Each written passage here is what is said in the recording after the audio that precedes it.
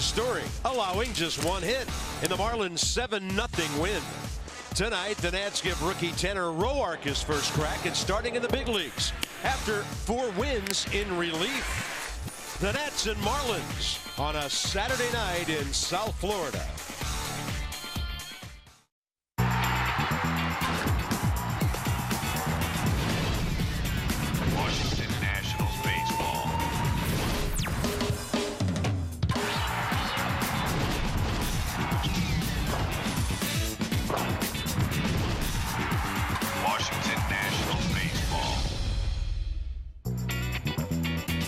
Nats will try it again tonight at Marlins Park here just outside downtown Miami. Some Nats fans with curly W's hoping for that big W tonight. And if they have to dance to get it, they will do it. So will we, for that matter. Bob and FB, welcome inside the ballpark. Roof closed, hot day outside. Tanner Roark started 96 games in the minor leagues in his career, and tonight he becomes the 10th Nat starter this year. Yeah, only 8 starters for the Nationals last year in their 98-win campaign. So Tanner Roark, his first major league start tonight, the horseshoe, taking them out for the Nationals. And when you talk about 9 relief appearances for Tanner Roark, he had 4 wins in those 9 appearances. So his fastball, curveball, slider, change. When he's down the zone, he's as good as anybody. The shot in the arm maybe that the Nats need. Every time he takes them out, he makes something happen. A lot like Jonathan Solano when he gets a chance. Tanner Roark the same when he takes the mound. He had a very good athlete. He was a quarterback, all-state in high school. He's shown he can hit at the major league level, and it's not often when a guy comes to the major leagues and starts collecting W's so quickly. No, and you talk about an opportunity, Carp. I mean, with the 5th starter job maybe available for next year, middle relievers don't get paid a lot of money. You get into a starting rotation at the major league level. This is a great opportunity for Tanner Roark and his career. It's been a very unusual year for his teammate Drew Storen. Once a closer, now a setup guy. Even made a visit to the minor leagues this year. Had a chance this afternoon to sit down and talk to Drew about a couple of things. He's always glib. He's always honest. We think you'll enjoy him next.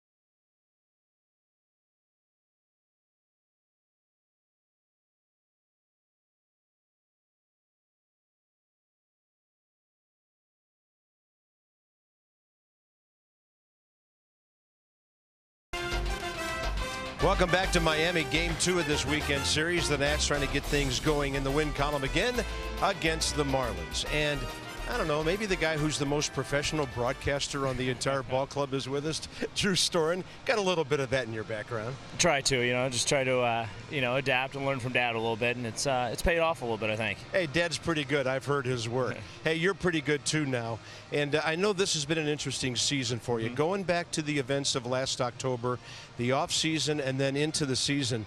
It looks to us like you're simplifying things now on the mound, where maybe before you were trying to do too much. Is that a fair assessment? Absolutely, yeah. You go out and maybe I was trying to throw a little too hard, maybe I was trying to make it break a little too much, and that's just kind of part of the competitive drive, I think, of kind of dealing with the adversity and wanting to come back even better.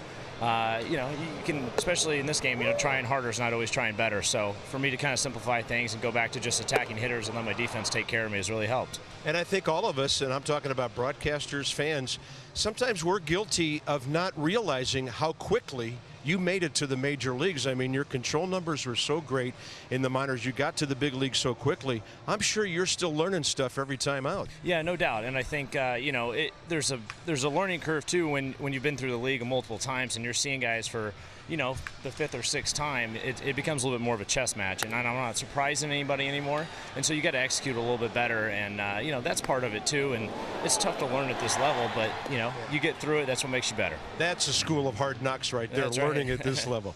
Now, you got sent back to the minor leagues for a while. No player wants that to happen. But it seems to me like you worked that to your advantage. What did you pick up down in Syracuse? What did it mean to you to come back? Did you kind of look around and say, hey, this big league thing's pretty important to me and I'm glad to be back? Yeah, no doubt. It's one of those things that you kind of get put in that situation and you really – it does you no good to sit around and feel sorry for yourself, and it was a good opportunity for me to get back to being me, and that's kind of the main thing. I wanted to get back to having fun, pitching out there and getting guys out. So, I really worked on just getting back to what made me successful, and that's being athletic and really getting, throwing the ball with a good downhill plane, and it worked out, and I was really excited to get back. It's fun to get that call back to the big leagues. Obviously it's a completely different feeling, but it was a good sense of accomplishment just to know that I had worked through everything and to get back here to contribute with these guys. Was it a little bit strange being the major league guy coming back?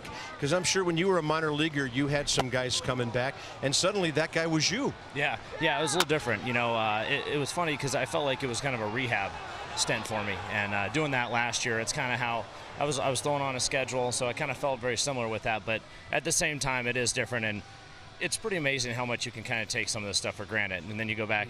As great as Syracuse is, the bus rides just aren't exactly the same as the flights. And you knew a lot of people were pulling for you, right? Oh yeah, no doubt. The amount of support I've gotten since day one of being here has been incredible, and the fans and everybody with the team, it's been really special and really kind of been a silver lining of the whole thing. All right, well, we'll see you in the booth someday, but pitch for about the next 15 years or so, will you? Sounds good. All right, that's Drew Storen back in the big leagues, enjoying every moment of it. Back in the lineup tonight, the guy with the 17-game hitting streak, Denard Span, feeling pretty good for Game 2. Lineups, pitchers, defense, it's all straight ahead.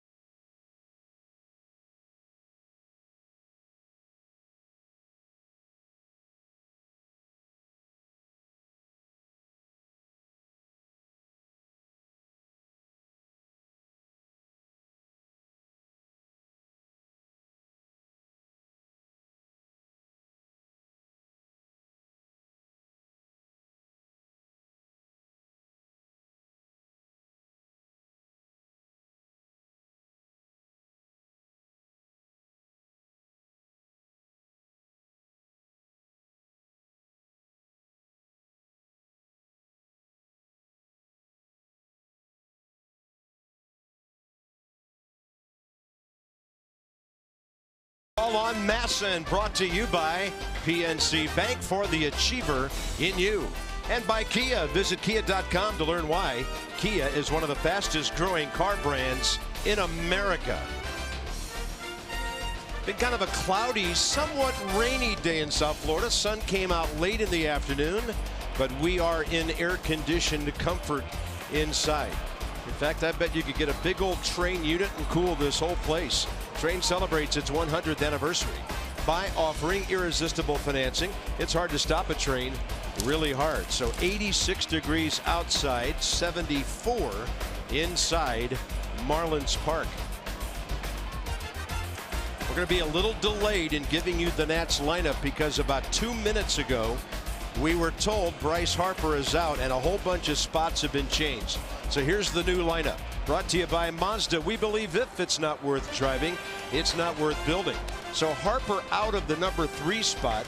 Tyler Moore goes in at number 7, and then about 5 guys got bumped up straight ahead in the lineup. So we're going to be doing some serious innovating up here, and we will give you the news on Bryce Harper and why that move was made as soon as official word is available to us, FP. Yeah, can you leave that up there for a minute? I'm redoing my scorebook.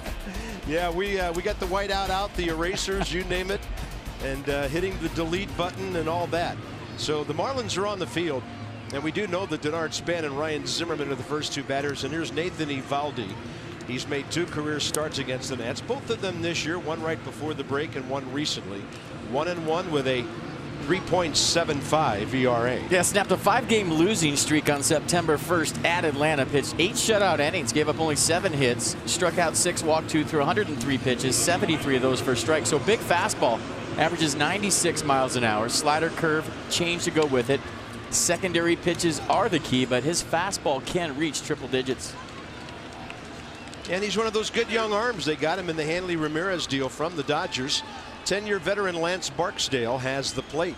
Gary Cedarstrom, the crew chief at first, Angel Hernandez and Kerwin Danley around the bases. First pitch of the ball game is right on the outside corner, and we're underway just a little bit late at 7:11 Eastern time.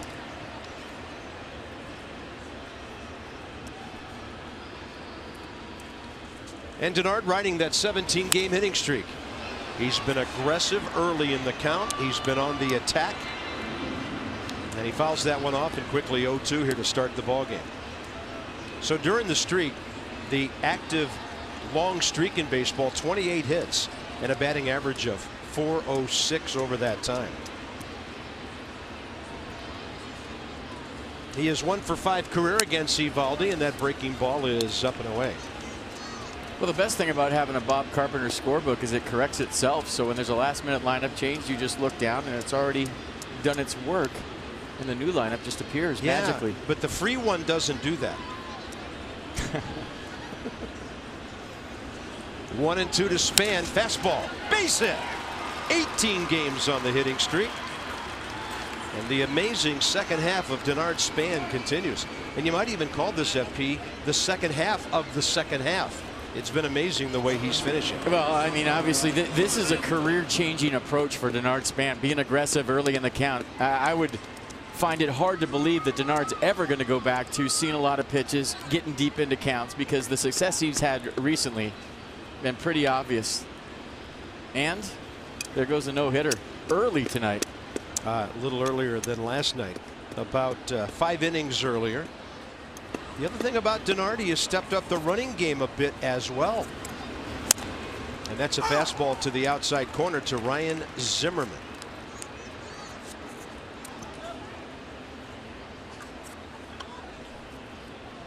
Oh for last night, 1 for 6 career against Nathan Eovaldi, and a batting mark of .275.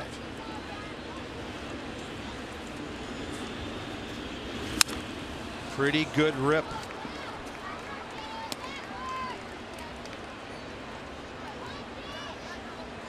Ryan, over that time, last 20 ball games, collecting lots of hits, batting .313.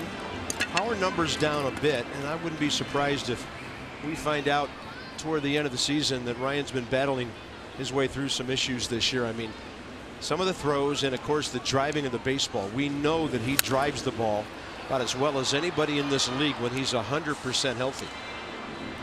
And that ball upstairs. Loves the fastball, obviously. And really, those numbers against other kinds of pitching, respectable.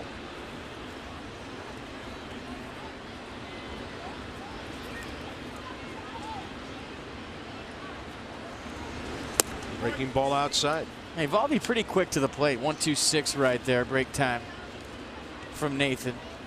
And generally speaking, you know, 1-4, 1-5 from the time you pick up your front foot to the time the ball hits the catcher's glove is reasonable times to steal second base. But Eovaldi pretty quick to the plate and has a good move to first. And Denard on base more lately, has stepped up his running game. Couple of steals on this trip. You see the quick feet from Eovaldi. That's what makes a good move. Obviously, you want your throwing stroke to be a little bit shorter, meaning not a long arm delivery like you do when you throw to the plate. That helps too. Zimmerman just able to get a tap on that one.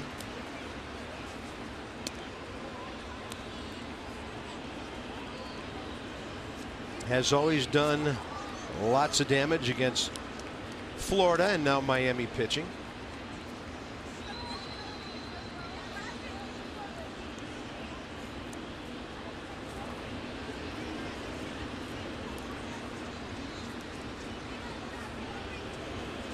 And a 1-2 instead over to first, and Span just got back. And tomorrow morning at the outset of the broadcast, we're going to go over break times, catcher's times to second base, good base runners times from first to second base. Break it all down for you because we have this fancy telestrator here and we want to use it. It's my new toy over here to my right. Caught him in a lean, almost got him. When Denard is on first base, things can get close.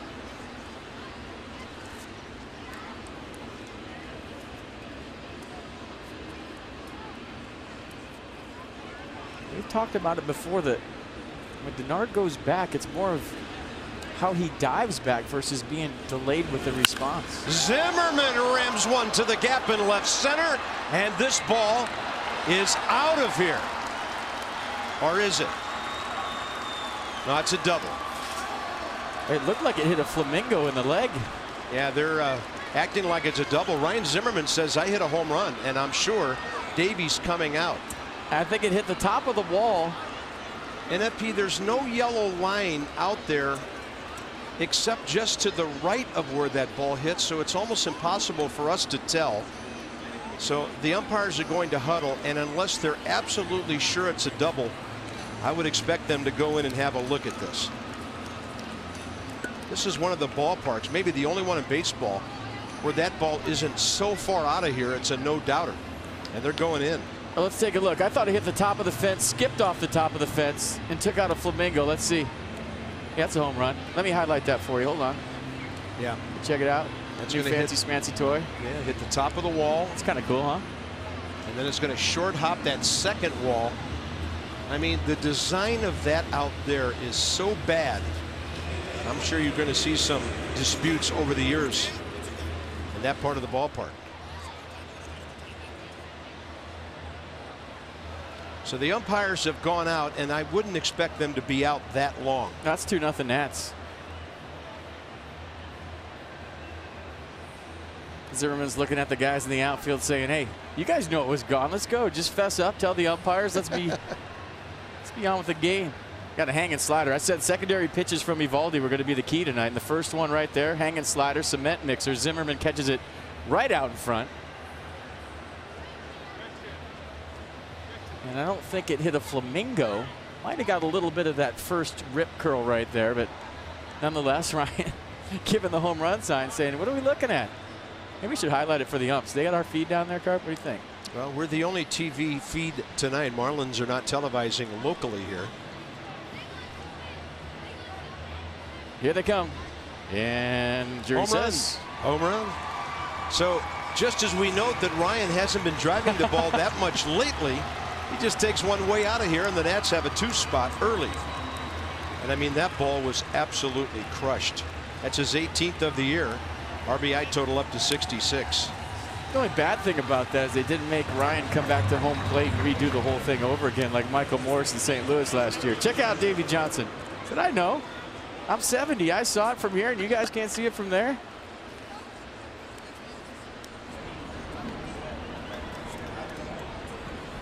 So 20th career home run against the Marlins. Ryan Zimmerman more against them than anybody. And here's Jason Worth, who's 0 for 5 career, but a couple of RBIs against Nathan Eovaldi, who just gave up his 6th home run of the year.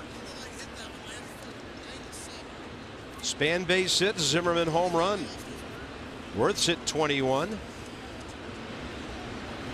And that's well outside.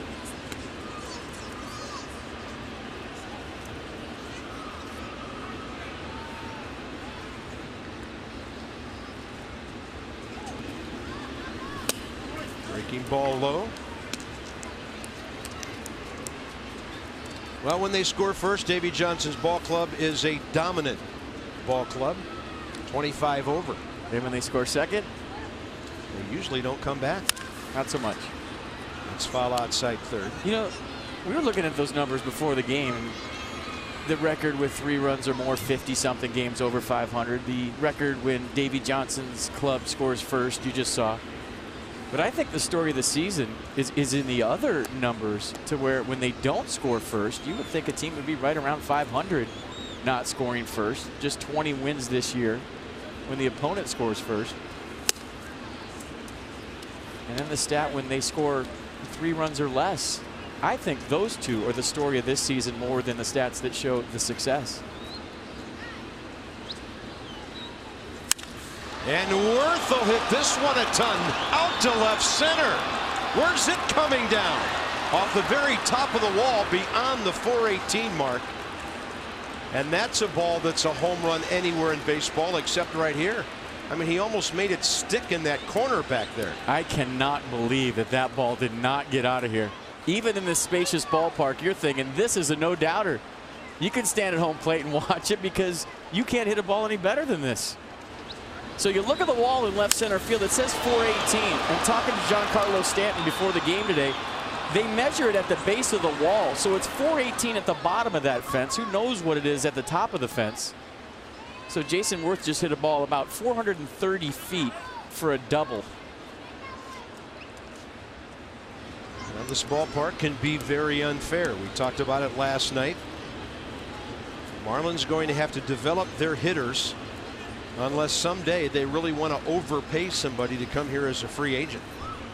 They're doing fine with the young pitchers, although Eovaldi's off to a bad start here. Adam LaRoche will take one low. LaRoche is 3 for 6 career with 2 RBIs against him. Ian Desmond is next.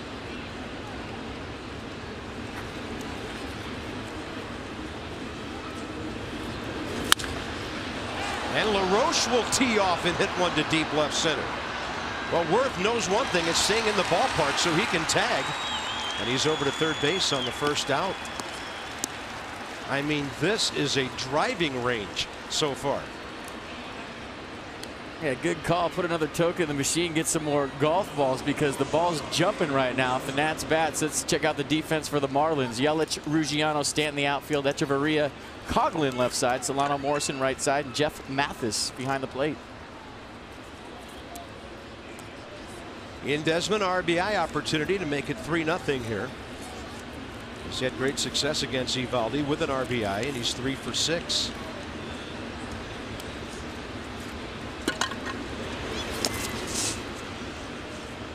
Pretty good scramble by Jeff Mathis to keep it close. Well, check out the dimensions of this ballpark, and it's to the base of the fence. And we were talking about Logan Morrison's home run last night, 484 feet.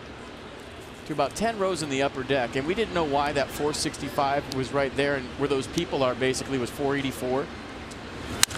There's Desmond with a shot, and Logan Morrison, a spectacular dive to his right. Only a left-handed, right-gloved first baseman makes a play like that. What a reaction. Well, even the outs have been hard here in the first inning. Adam LaRoche with a good at-bat to deep left center field. Now Ian Desmond with a bullet. that Logan Morrison makes a fantastic play on. Selling out, diving, saving a run. Well, this is the second time this year the Nats have had a big first inning against Eovaldi in this ballpark. Friday, July 12th, they scored 3 in the first. Problem is, that's all they scored. Marlins came back to win that game, beating Steven Strasburg, who struggled 8-3. So Eovaldi out of the gate a couple of times, struggling big time against the Nats. Yeah, he settled down nicely in that game at Nats Park, found his slider. That's a fastball to the inside corner, ended up pitching 6. 3 runs on just 3 hits. Pitched around 4 walks and struck out 5.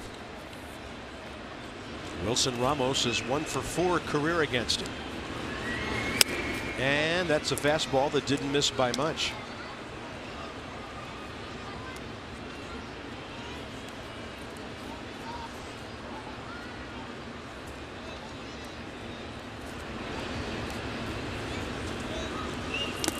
Boy, a lot of ball clubs would think about breaking up a guy like Jose Fernandez and Nathan Eovaldi just because the fact they're both hard throwers, they're both right-handed, they both have very similar stuff. You know, obviously Jose Fernandez fastball a lot bigger than Eovaldi's. It was 99 the first inning. His secondary pitch is better than Eovaldi's, but anytime as a hitter you get to face 2 guys that are similar back-to-back nights, it gives you the advantage. Ball popped up a mile high right side. Trying to come back to Logan Morrison, but he just has no way to reach it. I mean, you throw a lefty thumber in between these 2 guys. Now, maybe Eovaldi's a little more effective on the 3rd day, but you know, those guys back to back, it's a very similar look for a hitter.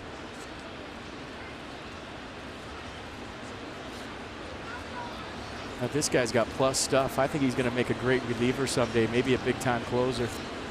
Not that he can't be a frontline starter, but can you imagine that arm in the back of a bullpen?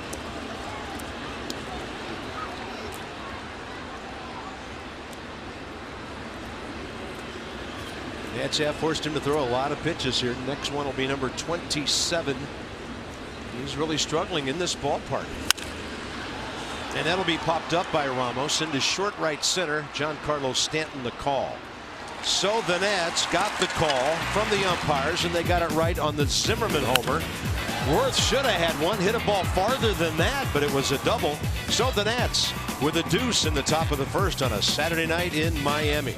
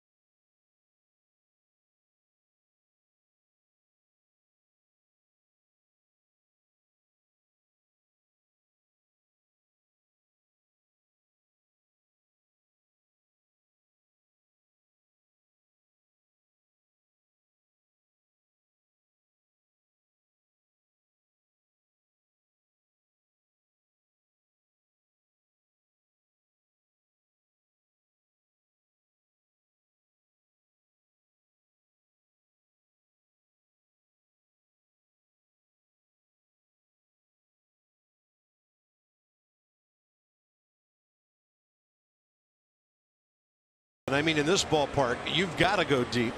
18th of the year. And the Nats on top 2-0 for Tanner Roark facing this Marlins lineup with Chris Coghlan up at the top. And then Christian Yelich gets the start in left field this evening. Now, last night he played center field. He was on base a couple of times with a hit, a walk, and a fielder's choice RBI ground ball. Young player. Marlins taking a good hard look at him. He can play the outfield or the infield. And here's Tanner Roark, who has faced the Marlins twice in relief this year in 3 innings.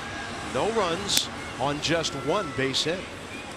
And last time out was Saturday, an 11-3 loss against the Mets. Went 3 1/3, allowed 1 run on 3 hits, struck out 5, walked 3. So two-seam fastball, 90 to 94. Slider, pretty good curveball, change to go with it. So 4-pitch guy really gets on top of the baseball, out in front, and pounds the lower half of the strike zone. 11 starts at Syracuse this year. He made 26 at the AAA level last season, pitched 148 innings. So the Marlins, who must feel like they've been in the field forever, finally get up to bat. And that's a fastball low and outside to Chris Coghlan, hitting .274. Challenge him with a fastball. You can do that here, and that's Tyler Moore in left. And again, we'll tell you why Bryce Harper got scratched moments before first pitch as soon as we find out. That's at the defense for the Nationals tonight. Moore, Span, Worth your outfield. Desmond, Zimmerman left side of the infield. Rendon, LaRoche right side of the infield. And the Iron Man behind the plate, Wilson Ramos once again.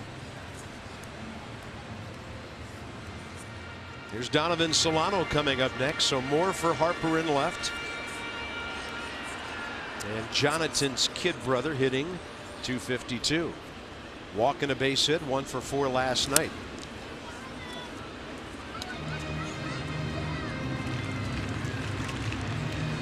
Talked to Steve McCaddy before the game, and he said he really didn't have any pitch count or innings expectations for Tanner Roark tonight. He said he's been there, he's done this. It's all those things you're asking about, Steve said to me, up to him. How long he goes, they'll turn him loose. That's a bouncer left side. Zimmerman jumps and throws, and on target. Enough so LaRoche could grab it, and Solano gets down the line well. How about that play? The jump throw from Ryan Zimmerman going to the line. He got an in-between hop right there.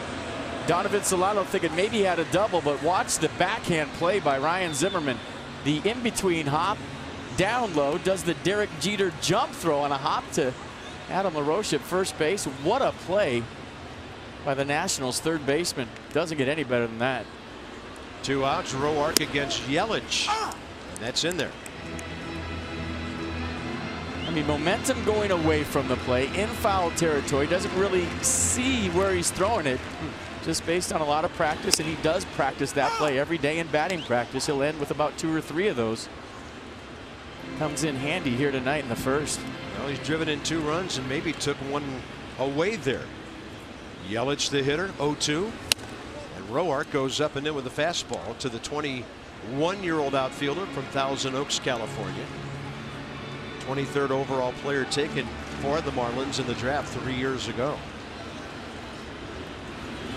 That's a good fastball right down the middle, and Yelich frozen. Good inning by Roark. His guys give him a lead. He goes out and gets them right back into the dugout.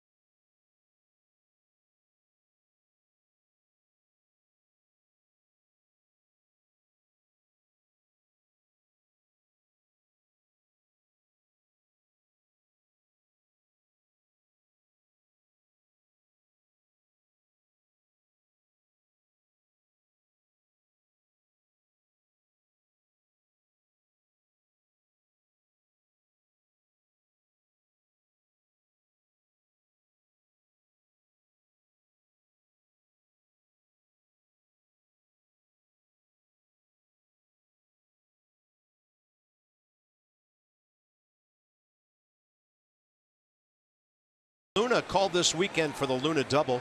Get your second room of flooring free at 877-241-LUNA. 74 degrees inside Marlins Park tonight. Tyler Moore for Bryce Harper. He'll lead off. We talk about this a lot. Who knows what'll happen, but a lot of time guys who get in the lineup at the very last minute end up doing some damage. And that's inside. We've been told that we may not know what Bryce Harper's problem is, the injury that got him scratched, until after the game. So if you don't hear us talking about it, we don't know about it. As soon as we know something, if we do during the game, we'll let you know. Tyler hitting .214, 30 hits on the year in 54 games. I think the key for him is doing some damage early in the count, because when he falls behind, man, they go to work with him on nasty breaking balls. So right now he still has a hitter's count at 2-1, 27 pitches, 17 strikes. Eovaldi, first inning. On a pitch up and in. Tyler couldn't get to it. 94, counts even.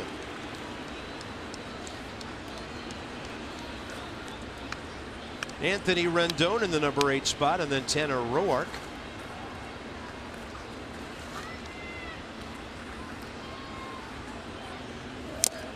And there's a pitch, 96 downstairs.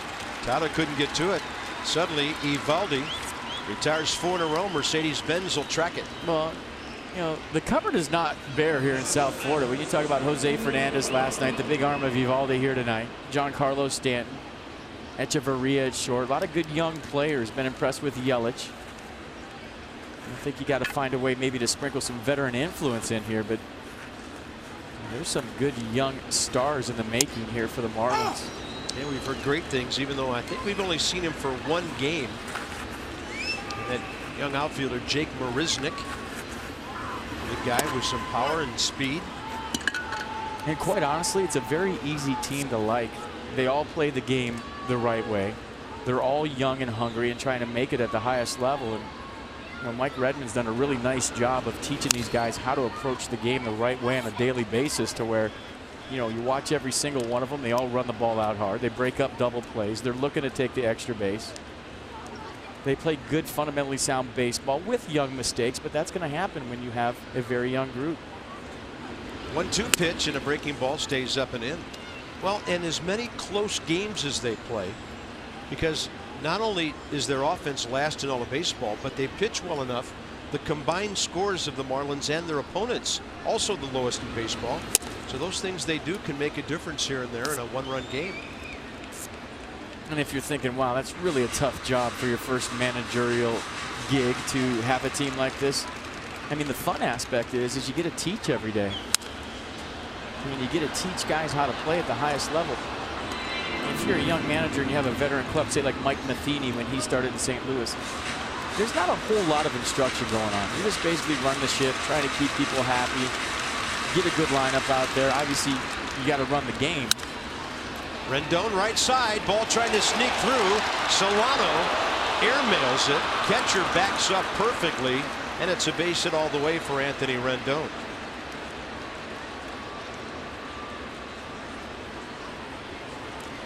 A pretty good effort by Solano right here, going into short right field. Good hustle by Rendon to beat it. A patented Anthony Rendon swing going the other way, and for some reason Solano playing him more to pull, especially against that big Eovaldi fastball. But nice play, good effort by Solano, and Rendon aboard with a single. Yeah, and young catchers take note. Yeah, it's good hustle, good backup. Follow the runner down the line, you save your team a base. Here's Tanner. That ball gets away off the shin guards, it appeared, of Mathis, and Rendon will get that extra 90 feet now. Let's take a look at the replay. I wonder if Mathis was just assuming that this ball was going to put in play and kind of took his eye off it, thinking that Roark was going to bunt it. It's got to be a pass ball. Yeah. Roark as a hitter, 2 for 3 with an RBI as a big leaguer.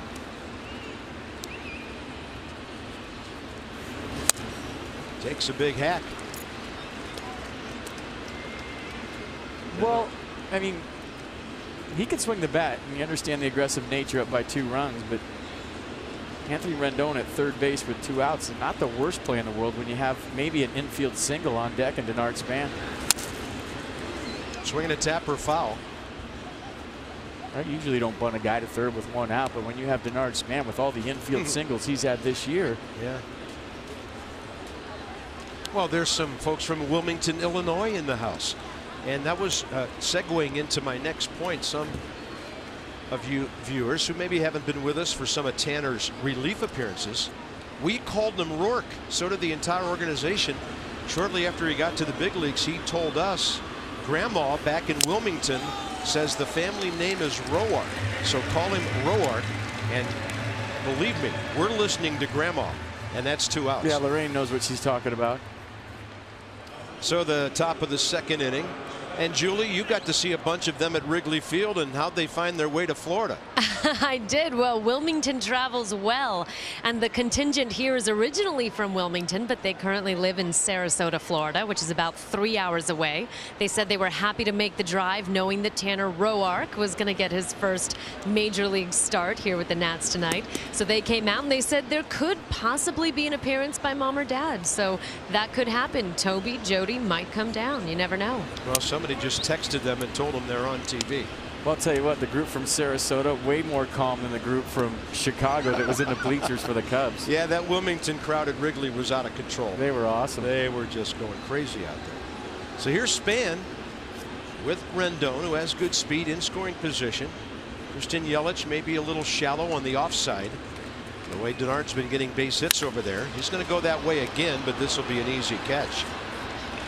Rendon, a 1-out hit, went to second on a pass ball. The Nats have stranded a couple, but they lead by 2 early in Miami.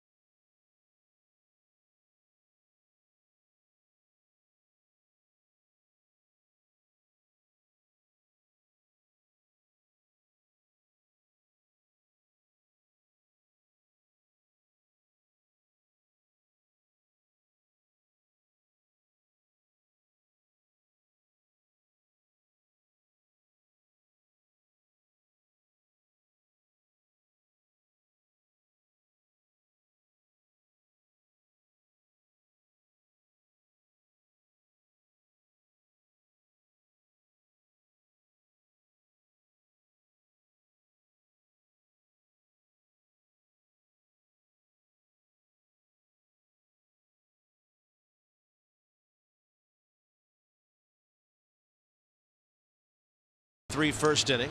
Stanton, Ruggiano, and Morrison for the Marlins, bottom of the 2nd. So since the 7th of August, guys who pitched at least 20 innings, and there are some starters on this list, but Tanner Roark right in there with some very interesting names around baseball. Yeah, he was up for National League Pitcher of the Month, National League Rookie Pitcher of the Month. And Jose Fernandez won that award for the 2nd month of the season. Crazy numbers. Yeah. And that guy has no fun at all on the right, I'll tell you what. A very enthusiastic, exuberant young man, and hard not to like him. If you missed it this afternoon, the Reds scored in the bottom of the 10th and beat the Dodgers 4-3. So right now the Nats somewhat diminishing wild card hopes, 8.5 games back. Want to notice Stanton and a check swing on a pitch up, and that just froze him in the batter's box. Tanner Roark gets an easy out. He's actually retired Stanton 2 of the 3 times they faced each other with a walk. What does he throw? A fastball 60% of the time to Seaman. Run it in, you just saw that. Slider, curve, change to go with it. Curveball 12-6. We discussed that last night. More of a straight down curveball. If you're the hitter looking out to him, that's the way it breaks. We'll bring in the center fielder, Justin Ruggiano, who's 0 for 2 against him.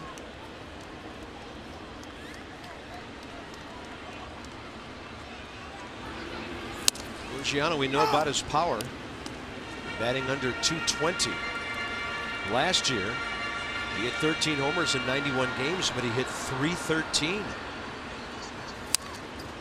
Big swing, straight back, 1 ball, 2 strikes. Interesting guy in the minor leagues for more than 9 years at the age of 31 now, playing on a semi-regular basis for the Marlins, and that's a breaking ball low and away. Previous big league time in 07, 14 at bats, 08, 36 with Tampa Bay, and then he got 105 with the Rays 2 years ago. And some heat upstairs. Tanner Roark's second strikeout. He's set down 5 in a row. Nissan will track it. Well, just reading swings, even though the velocity isn't 97, 98, the swings that the Marlins are taking at the Roark fastball would indicate that it's got some late life. Hitters late. And 93 miles an hour is every bit of 93 when it gets into the glove. Throwing it through the target, not to the target. A lot of late life. Brings in Logan Morrison, who's had a bit of a power outage this year, but that was not evident from one swing last night. Later had another hit, a single up the middle. He gets jammed on that one. It's over the third base dugout. I mean, this thing so far out to deep right center. 484 feet, the third longest home run in Marlins history. And that is a big league tater. Halfway up the upper deck. So one section to the left of where the sign at the back up on top says 465. I mean, what a blast. This time it's a little pop-up and Zimmerman handles it. 6 in a row to start the game for Tanner Roark. Zimmerman, Worth, and LaRoche ahead, top 3.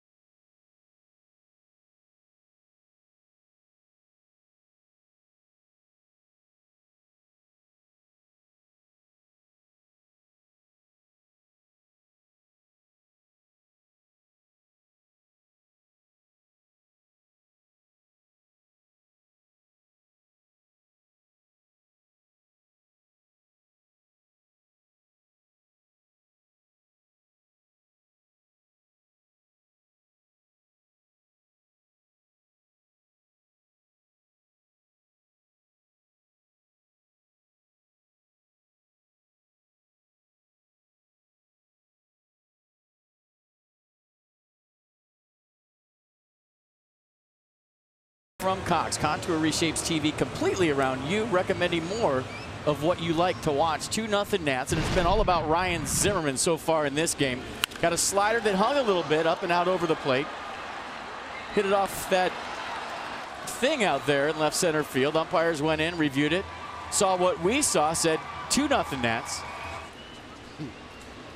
And then how about this play? Very similar to the play against the Mets, where Murphy scored from second base, and after the game Ryan said, I'll make that play and throw it every time. Made the play tonight.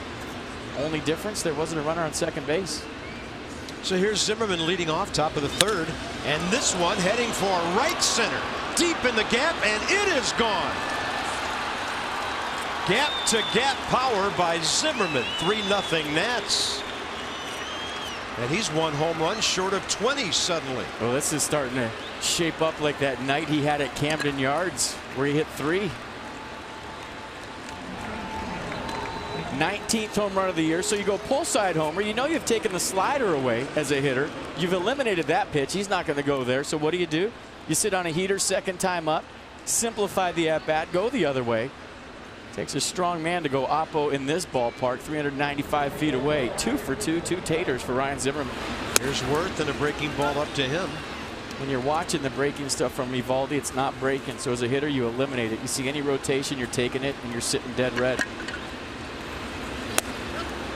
And Worth did make a commitment there. 1 ball, 1 strike. Jason hit a ball a mile first time up to the left of the 418 mark, high off that wall. Probably about 15 feet off the ground where the ball hit the wall and stayed in. There's a fastball to the outside corner, 1-2. Tanner Roark, 19 pitches in 2 innings. Valdi way beyond that. And he's given up 5 hits to the first 11 batters.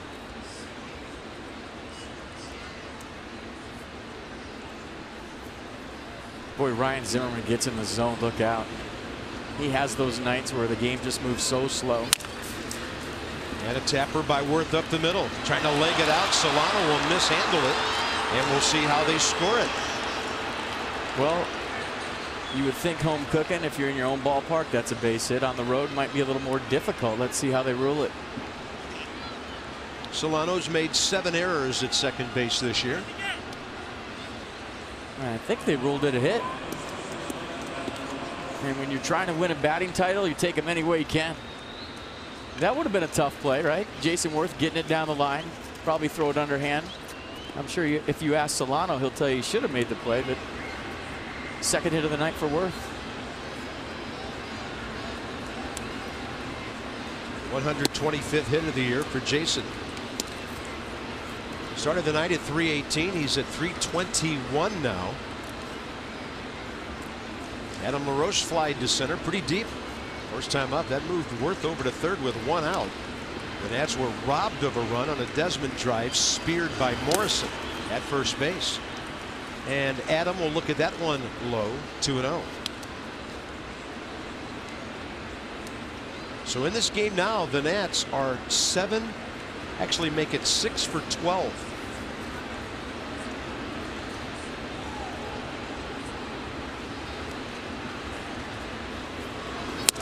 Upstairs, ball 3.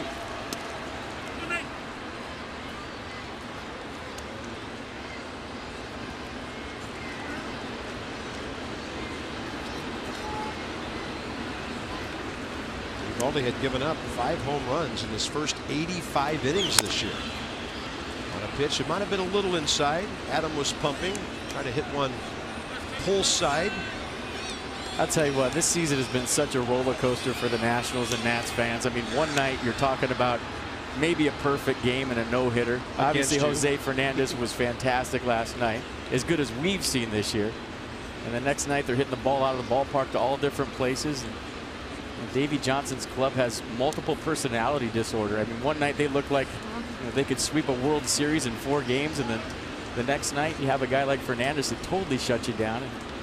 And that's been the plight of Nats fans this year. Is one game you think, okay, here you go, this is the ball club you're expecting, and just hasn't been the consistency that anybody in the first base dugout probably would have imagined at the beginning of the season. What, 3 5-game winning streaks all year? Win a couple, lose a couple, win 1, lose 2, win 3, lose 2. It's just been so back and forth. And here you are after 140 games, 2 games over 500.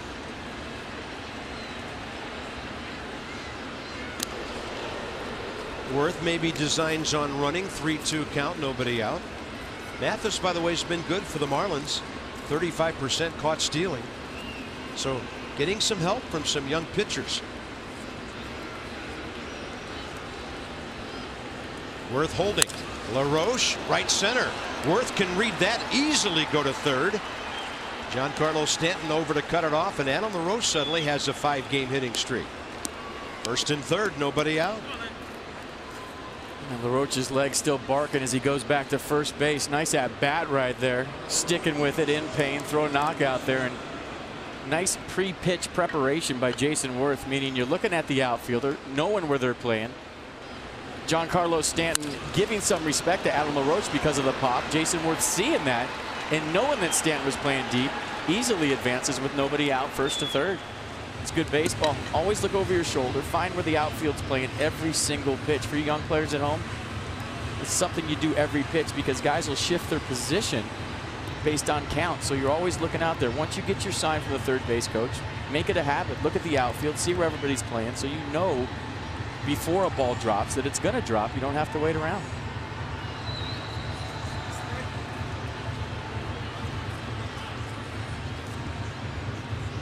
And after you do it for a while, it just becomes habit. You really don't have to think about it anymore. It's just part of your routine. Adam started gathering some hits in Philadelphia after an 0 for 18. And now over 5 games, 5 hits and 3 walks.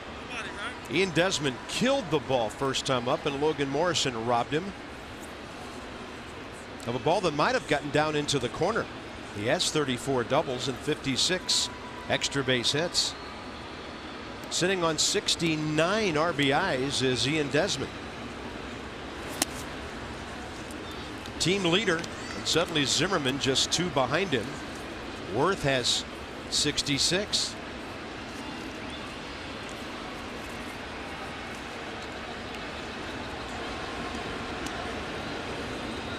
Target in. Desmond up the middle, speared by the pitcher. They got Worth trapped between third and home. He's going to try to get into a rundown so that LaRoche can get to third, which he will. In fact, Jason Worth gives the Nats a better base running situation. Even though there's 1 out, they went from first and third to second and third. Well, he gets some high fives when he gets back to the dugout. I mean, that's a right read right there. You got to stay out of the double play, so you break down the line, and then all of a sudden you got a good old-fashioned pickle with Jason Worth. And did you see when he hit the deck? Right when he looked over his shoulder and saw that LaRoche had advanced and Desmond had advanced, and his job was done. We'll go back to it. You have to go right here, stay out of the double play with nobody out, right? Evaldi looking. All right, here's the pickle, gives it up. And watch Worth, watch his eyes. He's not only staying in the rundown on purpose, he's also cognizant of where the base runners are. So right there he looks, sees his job is done, hits the deck. It's good baseball. Yeah, 1-5-2 on the out. But Desmond goes all the way to second. That's stuff, Bob, that you just can't teach. That's instinct. His base running skills are off the chart. Ramos could bust this thing open now. Nats by 3. They'll take that one outside. Wilson flied to right field first time. He's 1 for 5 career against Nathan Evaldi.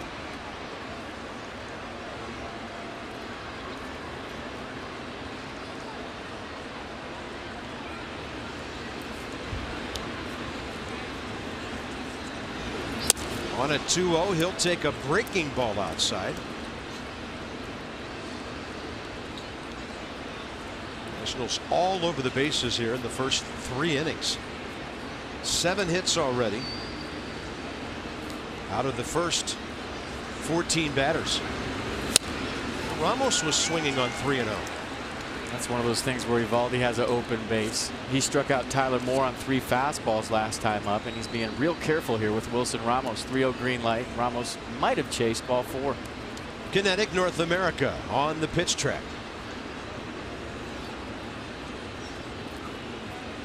A lot of room, left field line, left center. That ball shot down the line and right, flirting with the foul pole, and it is a fair ball off the wall. LaRoche has scored. Desmond follows him home, and the Nats lead 5-0. RBI total up to 40 for Wilson Ramos. Well, you know, half of that's Jason Worth's base running right there, letting those 2 guys get into scoring position. The other half is maybe with a base open. I don't think Evaldi wanted that pitch right there. He wanted off the plate away. If Ramos chases, he chases, and you go after Tyler Moore. But he left it right down the middle. Ramos with the inside-out power stroke scores both runners. 8 hits in the first 15 batters now And here's Tyler Moore, who struck out first time. And because of the bad wheel, excuse me, Bob, Ramos with only a single. Sure. Hey, that's okay. You make the score 5-0, you can take it easy. You can kind of look out there and see how the outfield was playing, how they're going to pitch him. And for Moore, it's the same thing. Everything swung around to the right by the Miami defense. And Eovaldi possibly not long for the game. There is activity in that right field bullpen. And it's only the top of the third.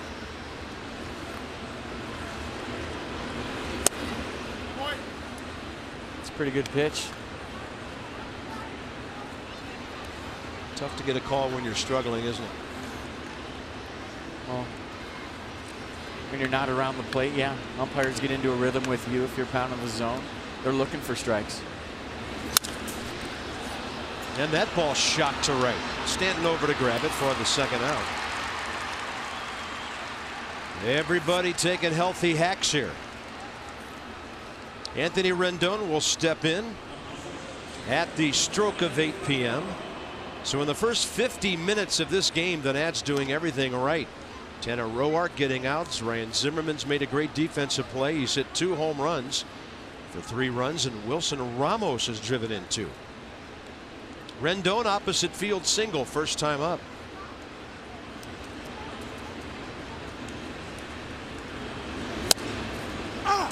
And Eovaldi with a fastball right in there.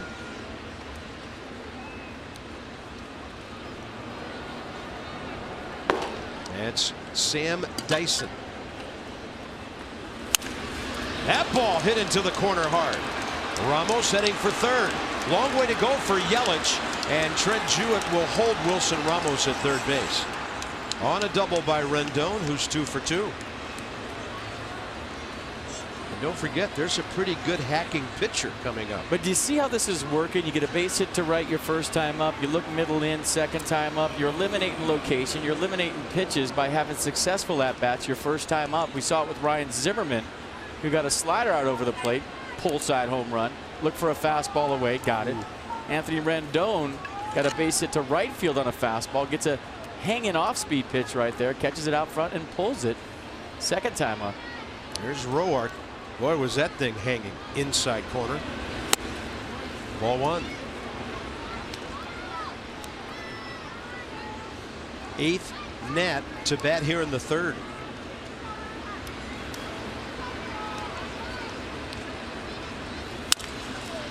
And a 2-hopper to Echeverria, the shortstop. But the Nats will have another nice inning. Ryan Zimmerman, left center first time. Right center this time. And then Ramos would drive in 2 more. And after 2.5, it's a 5 spot for Washington.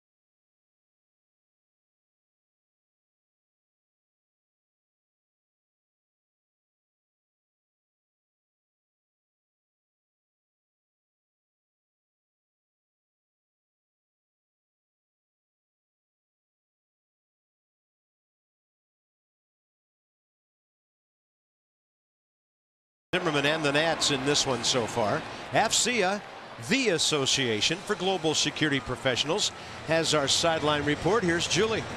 Hey guys, well, yesterday Tanner Roark sat here in the dugout for the game. Quite a different vantage point for him, as he's usually out in the bullpen. And he wasn't just sitting there. I mean, I'm sitting right here basically in the dugout with these guys. And he was talking to everybody, kind of picking guys' brains, going up, discussing certain things that were going on in the field. And first base coach Tony Tarasco was telling me they had a little conversation, FP, something you had just made mention of last inning, which is to always make a habit of looking at the outfield. Tarasco was saying, basically explaining why certain outfielders play certain places according to certain situations.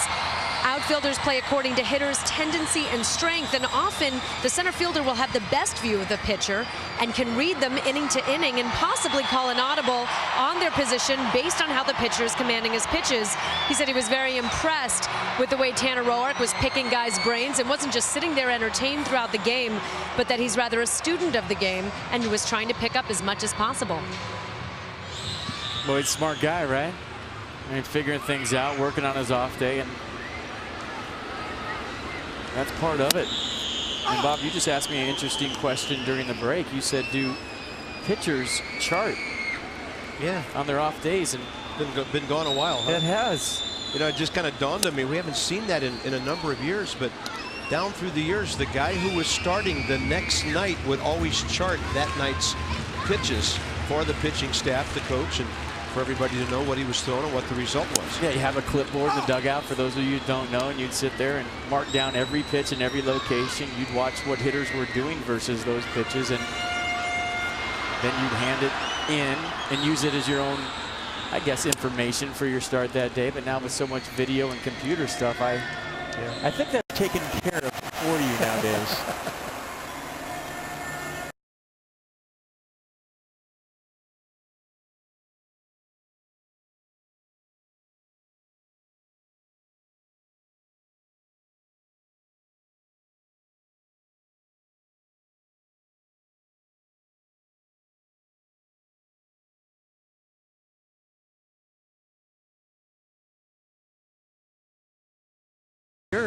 Visit nationals.com/2014.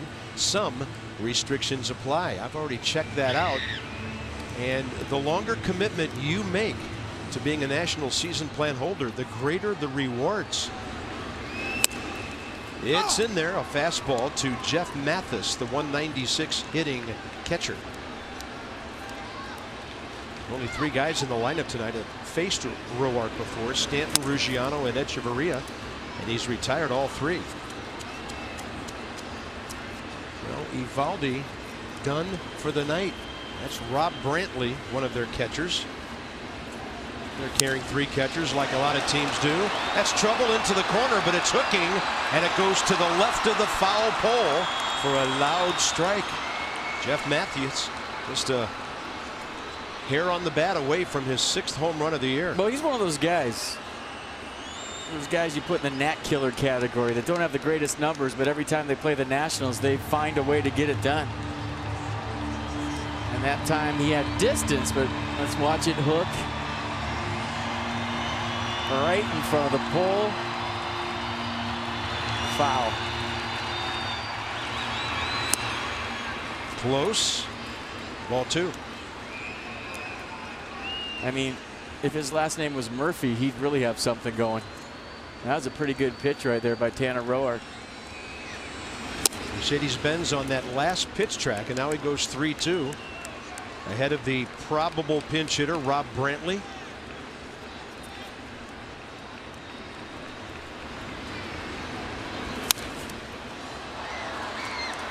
Yeah, I noticed we're going up to the house Murphy built on Monday night to face the Mets for 4 days. One of the various. Daniel Murphy, who seems like he's doing an Irish jig on the bases every time he faces the Nats. It's been crazy. Donnie Murphy with the Cubs, Daniel Murphy with the Mets. Anybody named Murphy, automatic Nats killer. Well, he tosses the bat away and he can go pick it up. That's strike 3.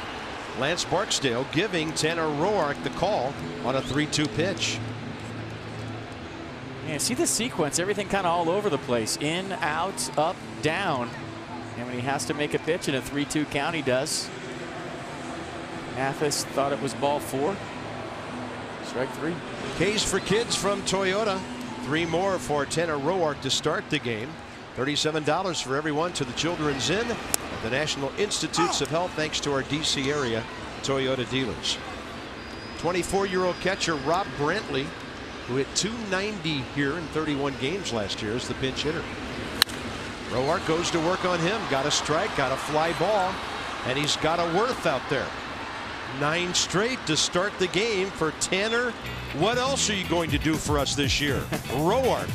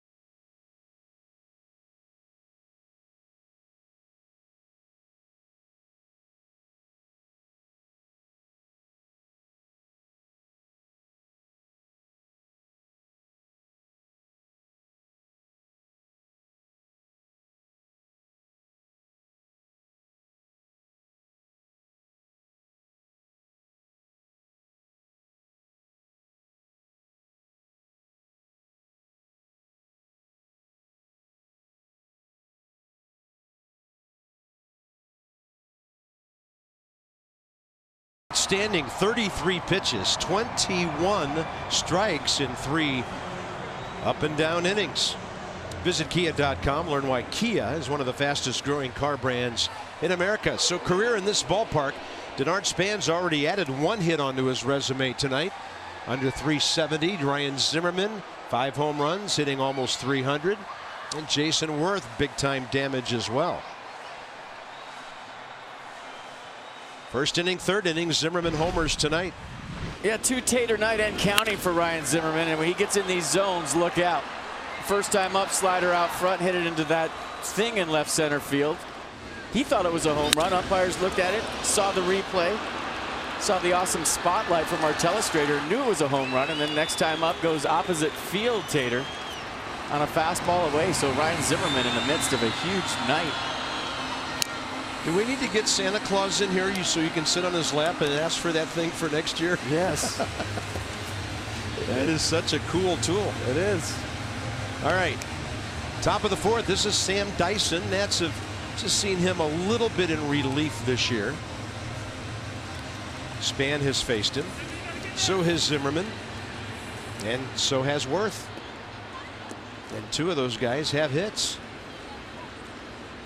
Denard now hitting .414 during his hitting streak.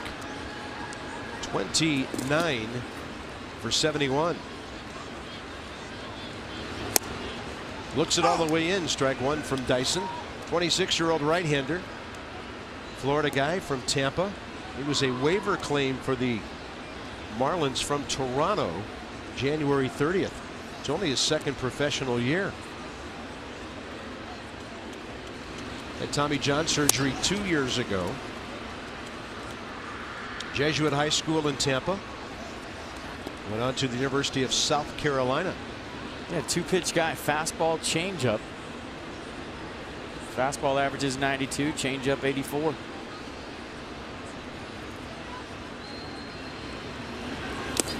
And Span will look it all the way in again. 2-1.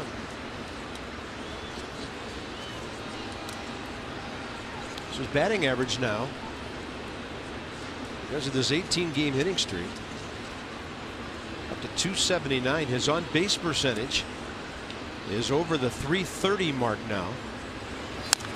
And he'll pull that off-speed pitch. He was way out ahead.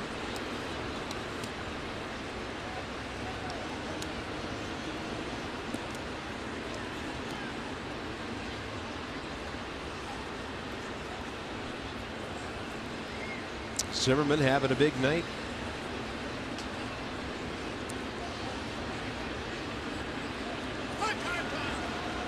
Time given, a little late.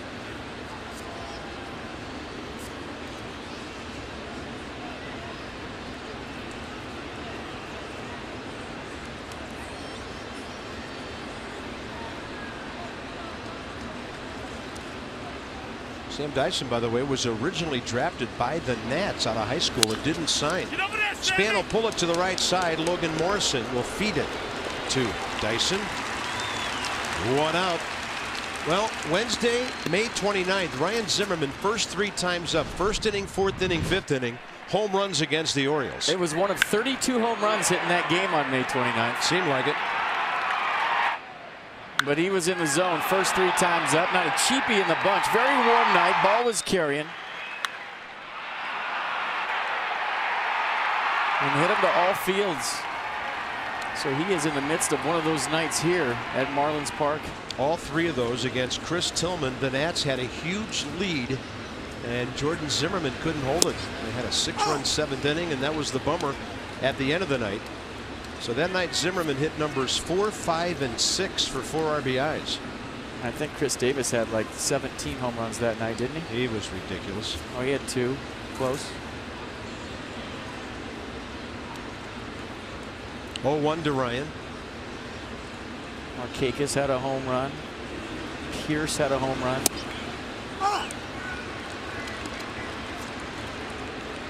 Yeah, the Nats had just split 2 with the Orioles in D.C. Shark had a home run for the Nats, and Zimmerman had 3. That was one of them slug 'em fests. Slow pitch softball game broke out. And a breaking ball hit straight back.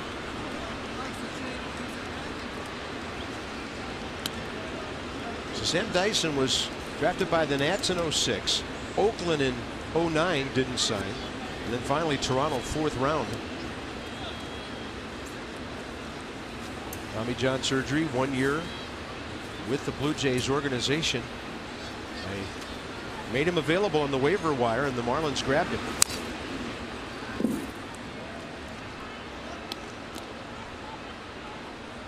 So Ryan now, over his last 21 games, 6 home runs and 11 RBIs. Worth is next, and he's 2 for 2.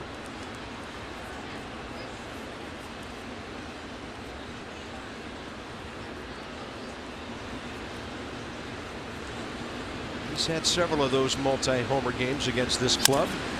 The ball's going to jam him, and he stays alive. Got extended last time on the fastball up and away, and you can see what Dyson's doing right here, just running that 2-seamer in on Zimmerman. And not to let him get extended.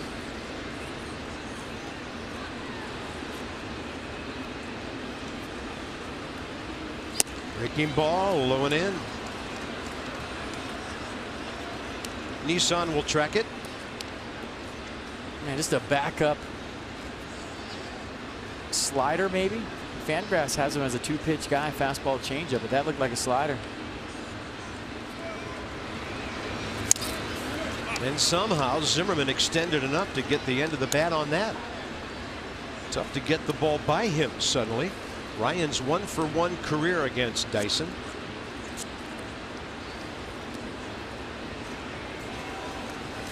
Pitch number 8 coming.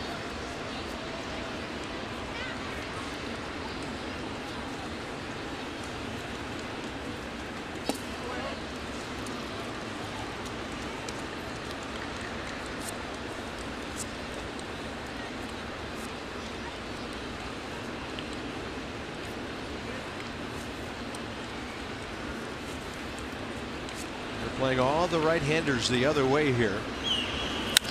And on an off-speed pitch, there's a pop-up to the shortstop, Echeverria. That was closer than you'd think to home run number 3. Maybe just a little bit too high, got under it a little bit. But at the same short, compact, quick swing, couldn't get on top deep on him. And you see the bat flip. He knows that he just missed. Hitting another one hard and hitting another one far. Here's Worth, who's 1 for 1 against Dyson.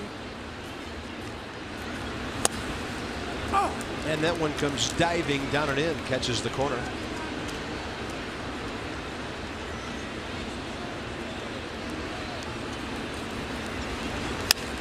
Had him reaching, and there's a pop-up. Echeverria has to go out for this one. Yelich right behind him. Shortstop will take it. And a 1-2-3. The Nats go in order for the first time on this Saturday night.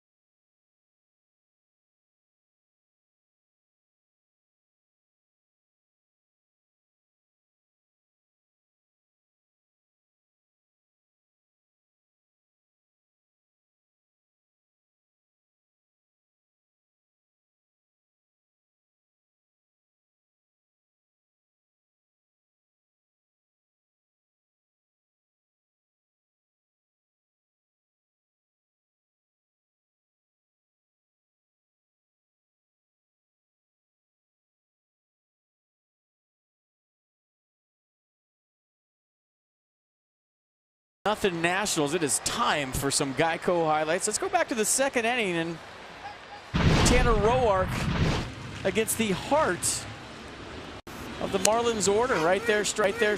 Let's looking. Giancarlo Stanton with a check swing back to Roark. And then a strikeout right there to Justin Ruggiano.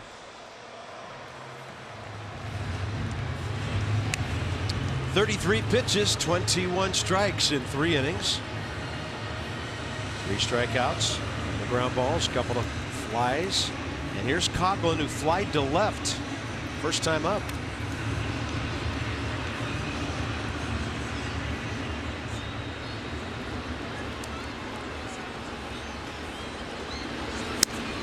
First pitch changeup.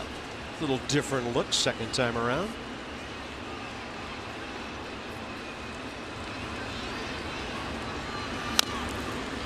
That ball gets in on his hands. And the count 0-2.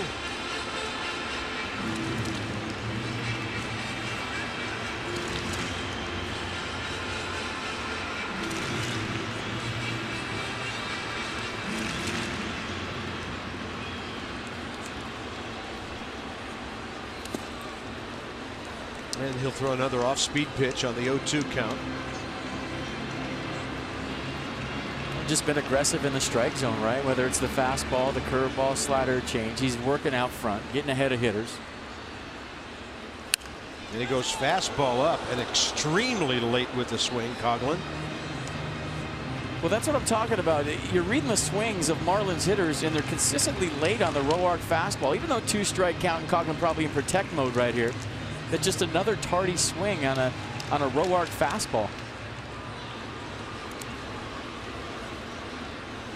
And he goes with the breaking pitch that stays outside, 2-2. And that could just be simply A, late life, meaning it's got some jump at the end, or B, that he's got him off balance because he's throwing all 4 pitches for strikes.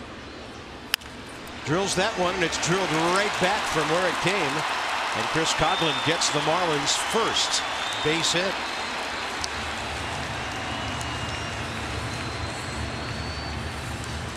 Well, based on last night what happened, I was thinking it, and I know you were.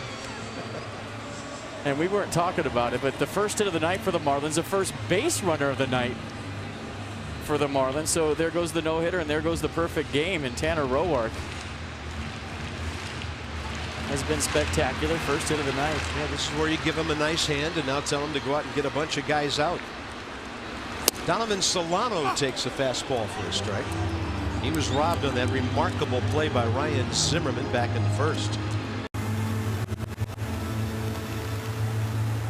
Might be the first time I've said it for the visiting.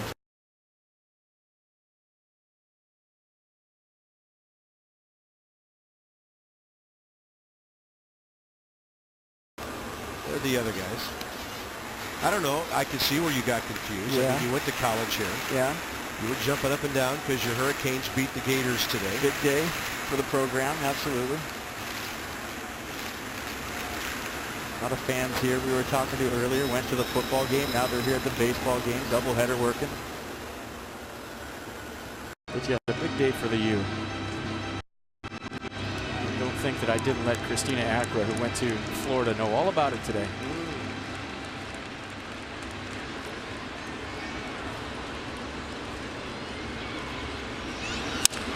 That ball out to center, but Span doesn't have to go far to his left to grab it. First out, bottom of the fourth. Montgomery Gentry closes out the Nats Live free postgame concert series after the Saturday, September 21st game against the Marlins 2 weeks from tonight. It's a 7:05 game. Some of the tickets start as low as $10. So go to nationals.com/NatsLive. Free postgame concert. You must have a valid game ticket that says September 21st. Over the last couple of years now, one of the best ways to see big name music entertainment is to go to a baseball game. Here's Yelich. Good changeup. Those two guys, so in case you didn't know, Eddie Montgomery, Troy Gentry, both natives of Kentucky. Great country group. I look forward to them topping the last 2 or 3 that have been there, because the concert series this year has been fantastic. I wonder if Tyler Clippard knows those guys. He's from Lexington. Family, most of his family from Indiana, but Kentucky for him. Well, I know Tyler was a big Gavin DeGraw fan. That was his guy. That's a base hit for Christian Yelich. Worthel charged to stop Coughlin at second base. And the Marlins trying to put some hits together. And they put Giancarlo Stanton in a position to get them back in the game. Good looking young hitter Christian Yelich, who will be up over 290 after that base hit.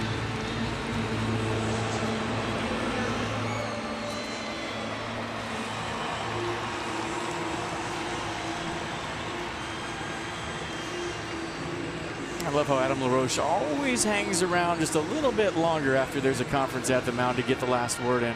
And when you're a veteran guy and a presence that everybody listens to, why not? Every time there's a conference at the mound, it's ready break and everybody goes back to their position. Adam LaRoche hangs around just a click longer to get in the final word. Here's Stanton handcuffed on a fastball up and in first time. With a little bouncer right back at Roark, who goes breaking ball this time. And he's behind.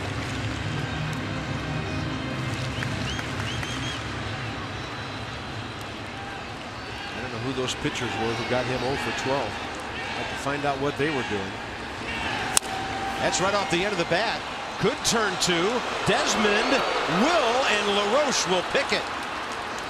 Great. Second time tonight, Stanton's had a hard time getting out of the box against Roark. Great feed by Rendon. He got rid of that lightning quick, and that was the difference in the double play. Watch how quick Rendon gets rid of this to Ian Desmond. I don't even think it went in his glove. I think he barehanded that and made a perfect feed.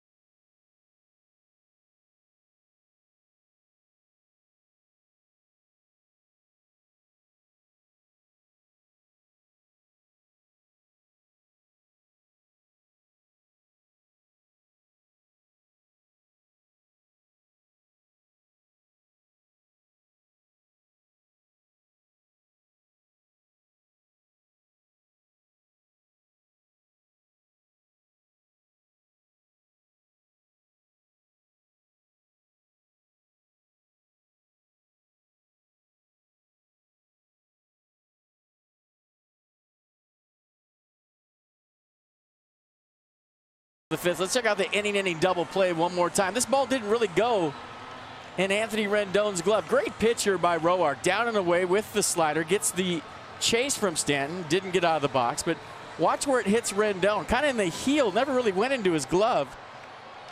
And we'll show you on the last shot right here what I'm talking about. Watch this, and we're going to highlight it right there.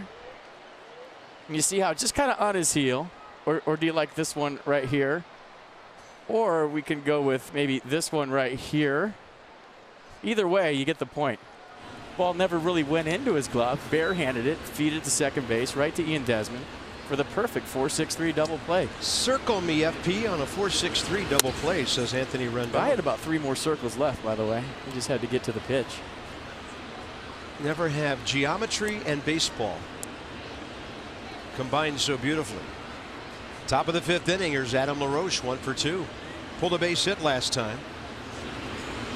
And suddenly LaRoche has a 5-game hitting streak. Not a lot of hits, but he's drawn 3 walks along with the 5 hits.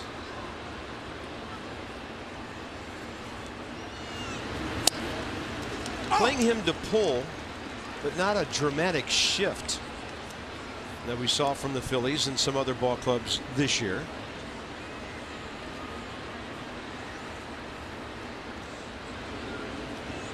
2-2 pitch. It's a little bit outside. Good eye by LaRoche, who has walked 58 times this year.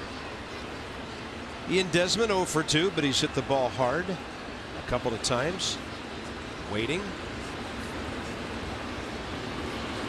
And that's inside. Oh, no, it's not. LaRoche thought it was. And he just got punched out by Lance Barksdale.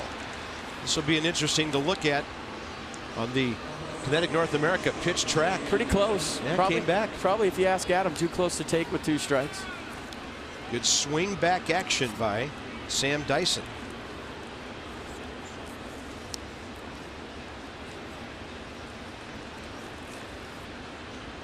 There's Desmond, lined out hard to Morrison. And then that bouncing ball fielder's choice where Worth got in the hot box between 3rd and home and enabled runners to move up to 2nd and 3rd. Breaking ball. He lines out again. Echeverria this time.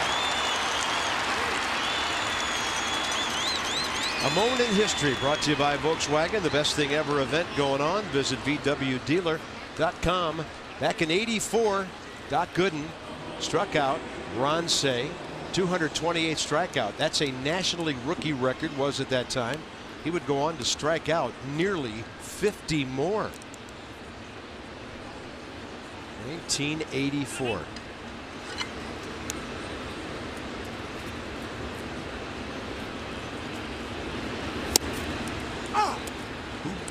Kind of interesting question.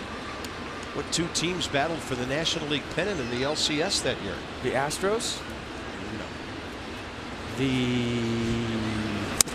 Starting the Affleck trivia thing all over again? Well, it's just kind of an interesting pairing. It was the Cubs and the Padres.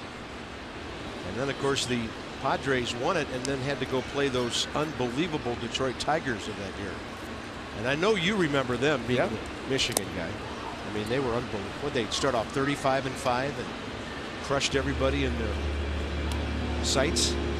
Yeah, being a Michigan guy, you might think they were up 9-0 right now against Notre Dame. Sneaking a little football in here. Wow.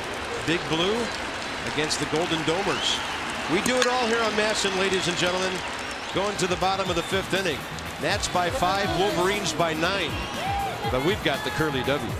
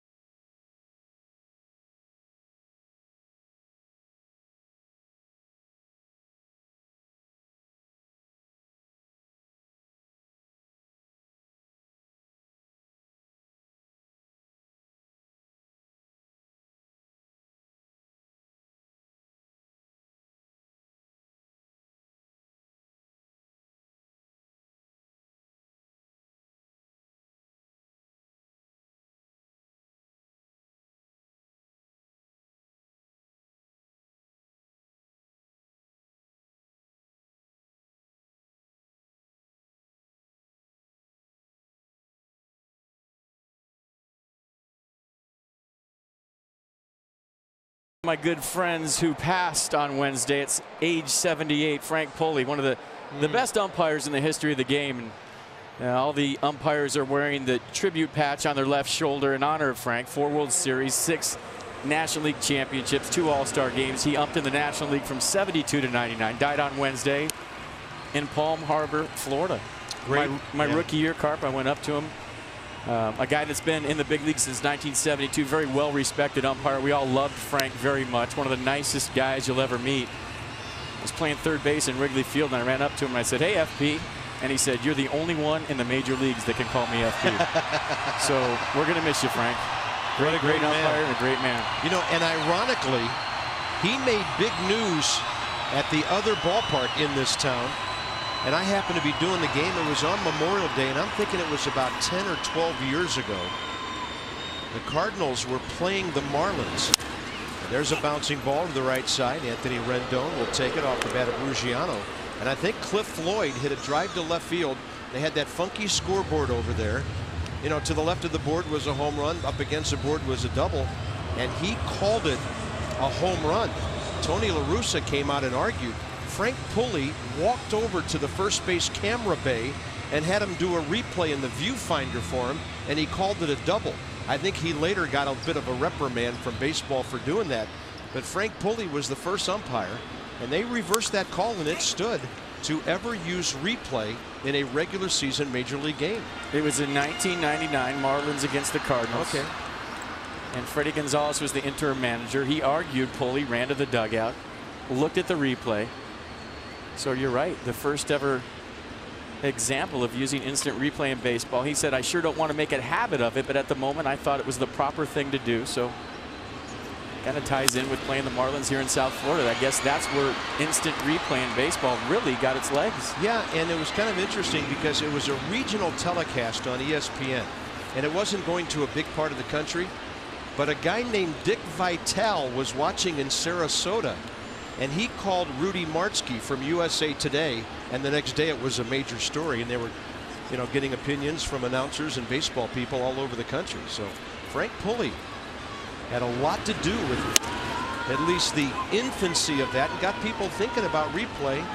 And the important thing was that day, Mr. Pulley got the call right. He was the crew chief. He's also part of that Game 4 in the 1978 World Series. He made the call when Reggie Jackson kind of leaned into that double play ball against the Dodgers. It hit off his hip. And it's funny, as a young player, you know, you start to get to know these guys, and especially when it was National League and American League umpires back in the day before they were all mixed up together. You had one group that just umped National League games and one group that just umped American League games, and you got to know everything about these guys. It became real close. Wow, Tanner Roark, big breaking ball, best of the night. Lunging for that, unable to touch it, Logan Morrison. And Mercedes-Benz will strike out number 4. See the whole sequence away, then he goes backdoor with the curveball right there at 77, and Morrison way out in front, tried to keep the hands back, couldn't. Wow, so that Pulley game was 14 years ago. Danny Echeverria now, bases empty, 2 outs. And a chopper foul. Well, from 1972 to 1999. So that was his last year? It was. Interesting.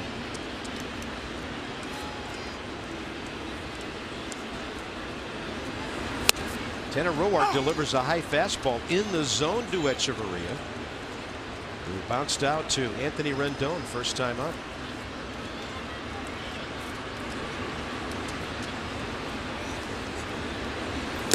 He goes with that breaking ball again, but buried it, and the count 1-2.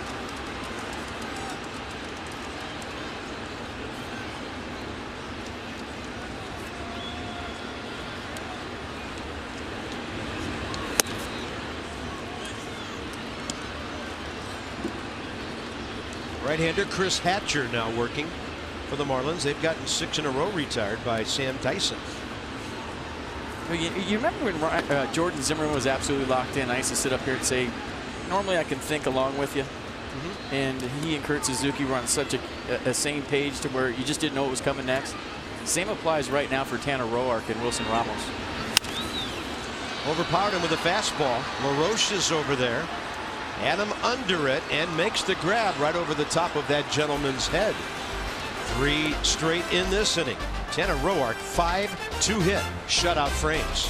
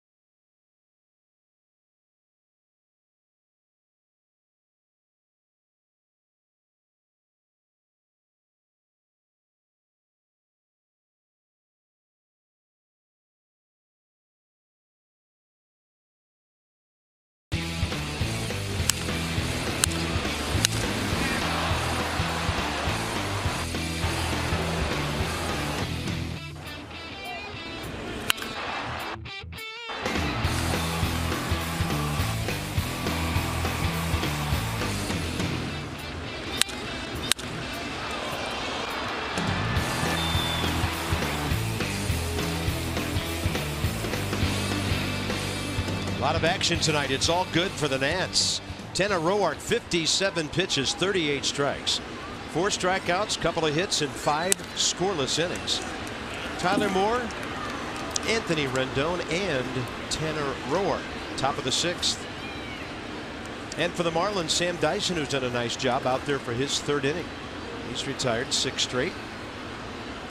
Tyler Moore, seeing him for the first time, and that's under his hands. 1 ball, 1 strike.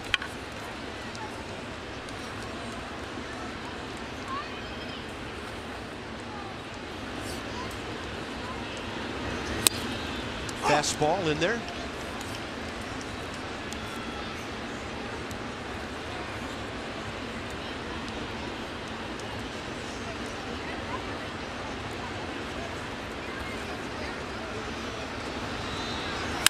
Front door breaking ball, and Tyler Moore went over and got it.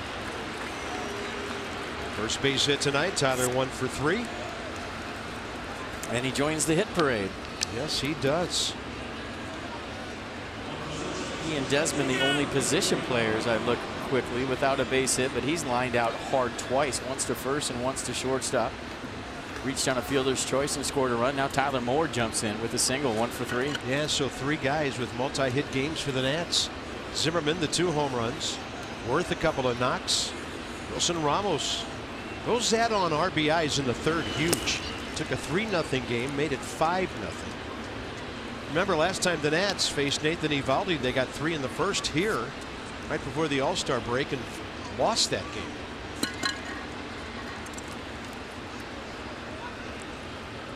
Anthony Rendon, opposite field base hit. Then he pulled a double. With the runner going, a perfect hit and run. Tyler Moore to 3rd. Second baseman went to cover, and Anthony Rendon tucked it in right behind him. 1st and 3rd, nobody out. Rendon now 2 for 2 career against Dyson, 3 for 3 tonight. Boy, what a great call by Trent Jewett right there. You're not thinking, you know, hit and run with the 8th place hitter. Tyler Moore on first base doesn't run great. But when you have a guy that can handle the bat like Rendon and you got a strike throw on the mound, great call by Trent Jewett. Davey Johnson right there, up by 5. Not sitting on anything and pressing the issue. I like it. Yeah, a luxury Davey hasn't had that many times this year, to be able to step on the throat in the middle of the game. So here's Roark, could be bunting to get Rendon to second. He's a good base runner. 1 for 2 tonight, strikeout, ground ball. Squares early, takes ball 1.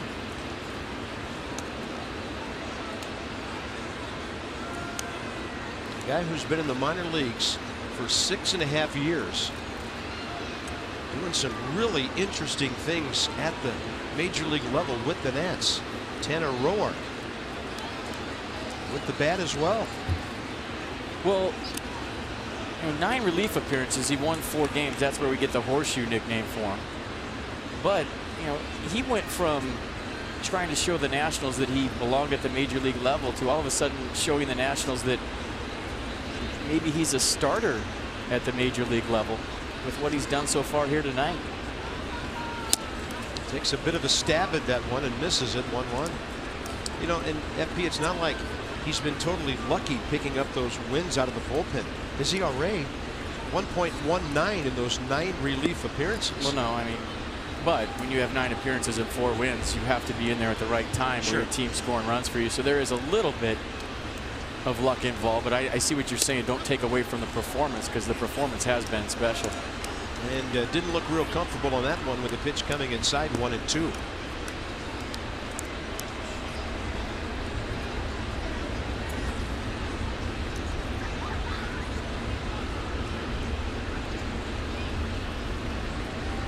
Not squaring this time, at least not yet. Now he will. And Tanner Roark didn't look real comfortable bunting there. Second K by Dyson. First out, top of the 6th.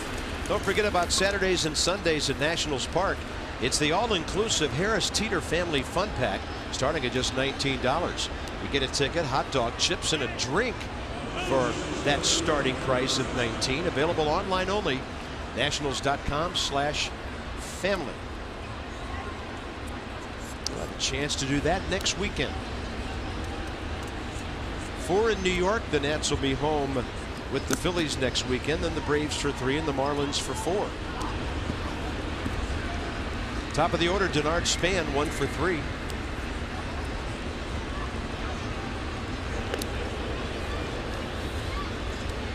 Rendon's a good base runner. He's 1 for 2 at the big league level stealing.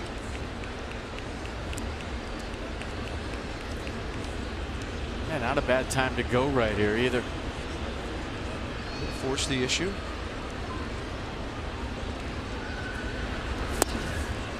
Started him at 85 with a changeup. Span missing at 0-1.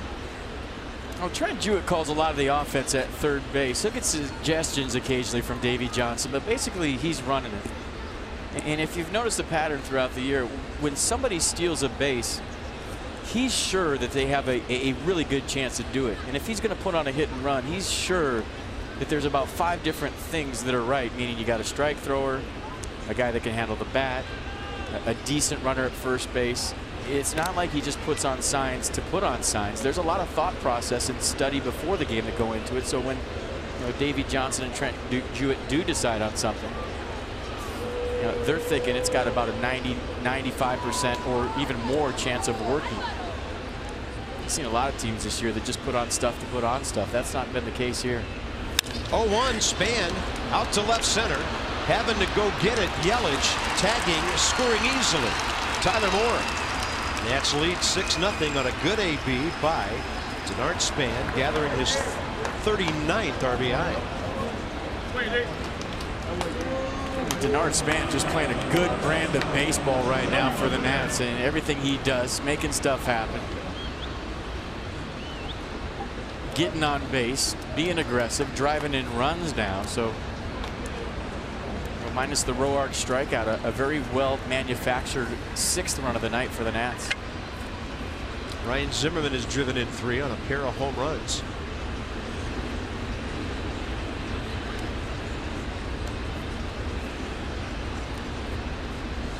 A lot being made lately about Ryan not driving the ball that much. I brought it up right before he hit one a mile to knock it out of the park. But here's Zimmerman again on the doorstep of 20 home runs. Hit 25 last year.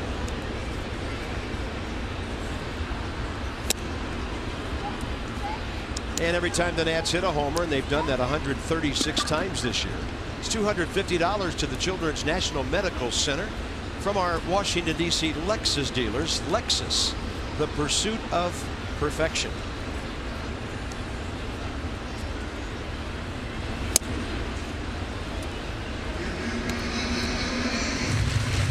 The count goes to a dangerous for Sam Dyson, 2-0.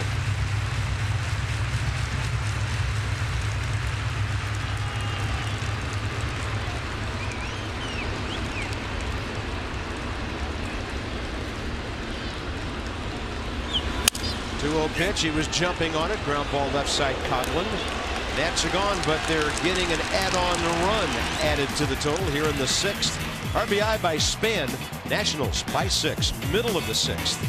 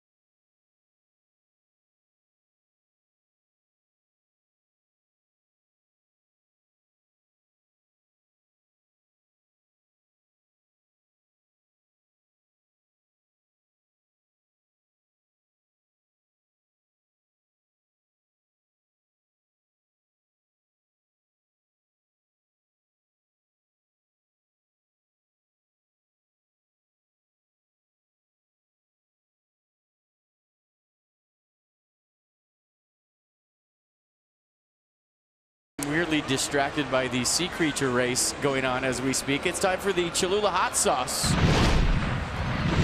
The hot sauce with the iconic wooden cap, available in original flavor at 93 miles an hour. Chili lime at 93 miles an hour. And how about chili garlic or chipotle at 93 miles an hour? Tanner Roark getting her done. On to the bottom of the 6th. It'll be Jeff Mathis, the catcher. Juan Pierre will hit for Dyson, who just gave up a run on 2 hits in 3 innings. And then the top of the order with Chris Coghlan. Mathis caught looking first time. And Roark goes up and in with a fastball. 58th pitch of the night. So he's averaging 11 pitches per inning, making his first major league start. And by the time that one got finished, Jeff Mathis was fighting that thing off right above his hands.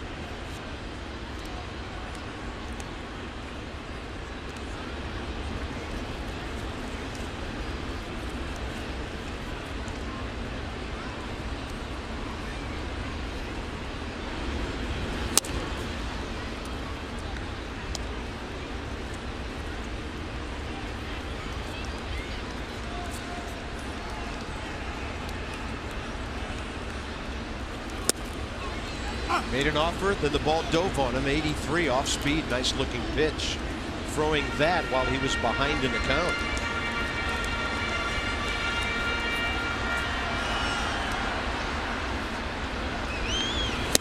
And he goes with a fastball and tries to catch the knees with it.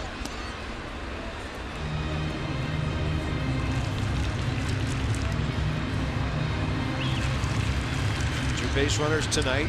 Hits in the 4th. One of them erased in a double play. Roark done a nice job of just being aggressive, pound on the strike zone. 63 pitches to this point, 41 strikes, 22 balls. He's been making the fish put the ball in play by throwing strikes early. Well, just throwing strikes and around late for that one. Mathis stays alive.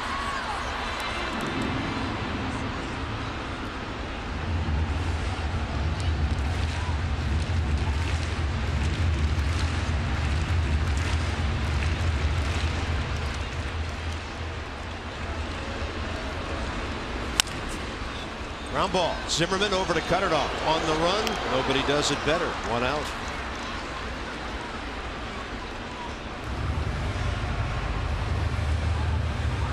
Pretty good play right there. You know, third baseman, you're supposed to cut in front of the shortstop because you have the momentum going toward first base.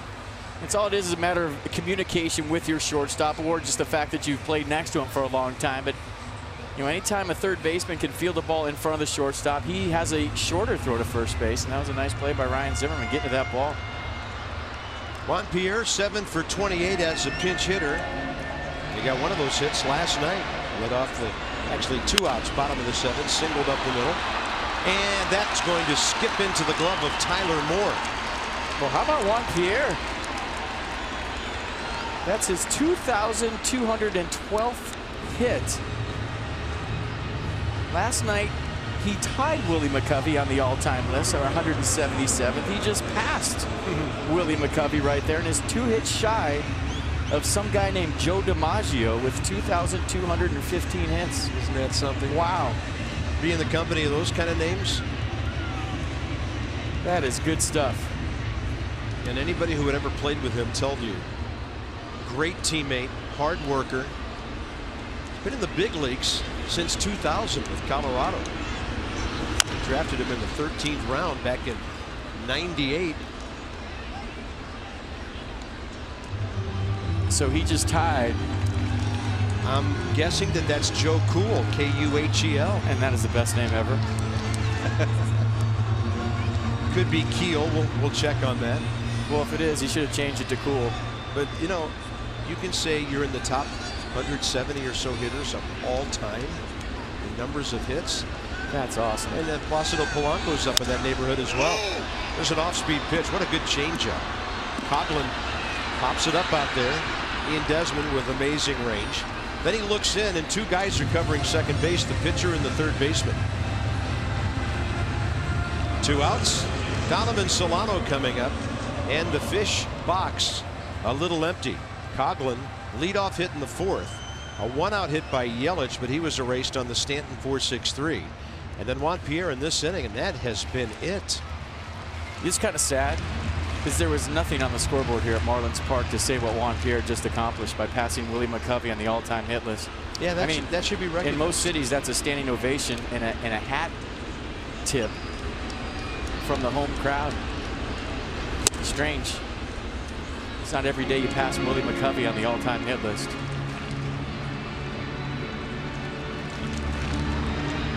But the Sea Creature race was good.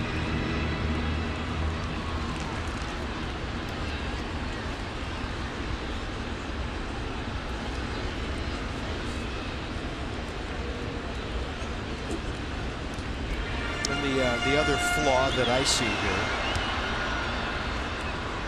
and this is indicative of some of the new ballparks, I just think there should be an out-of-town scoreboard that every moment of the game has every score from both leagues visible, not one then the other or bouncing back and forth.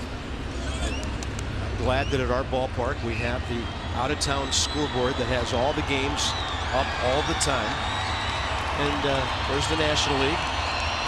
American League will pop up at some point. I'm not sure what kind of time sequence they use, but I've talked to a lot of people over the years who really like to track games when they're at the ballpark. It's kind of an old school thing, but people like it. Rendon can't get to that one. Solano with a base hit and a shot at third, but throws off line, and that is not good base running by Donovan Solano when you're down by 6, 5, 4, 3, you name it. He's out at second base.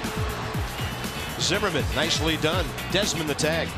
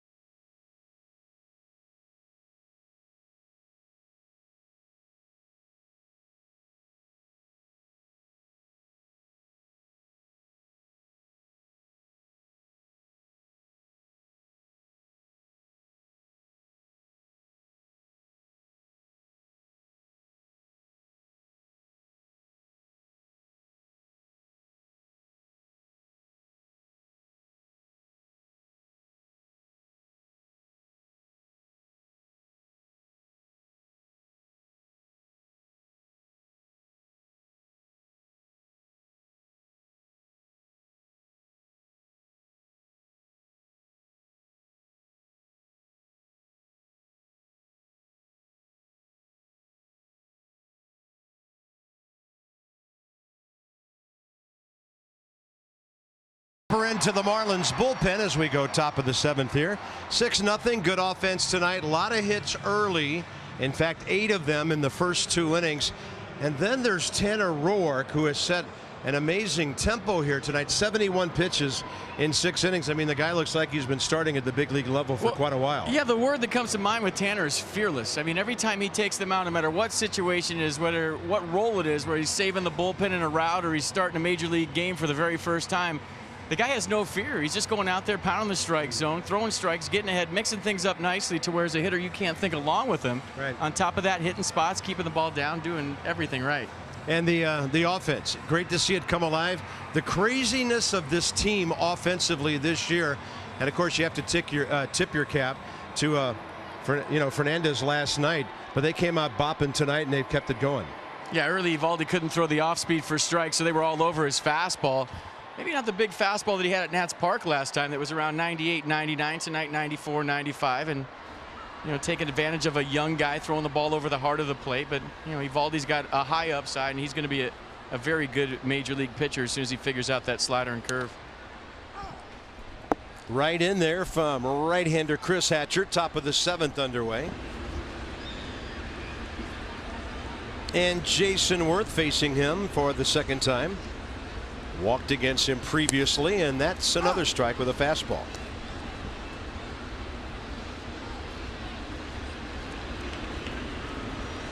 Third appearance, couple of innings, 4 hits and 6 runs, 5 earned so far, and Worth will go down and get that one and foul it away.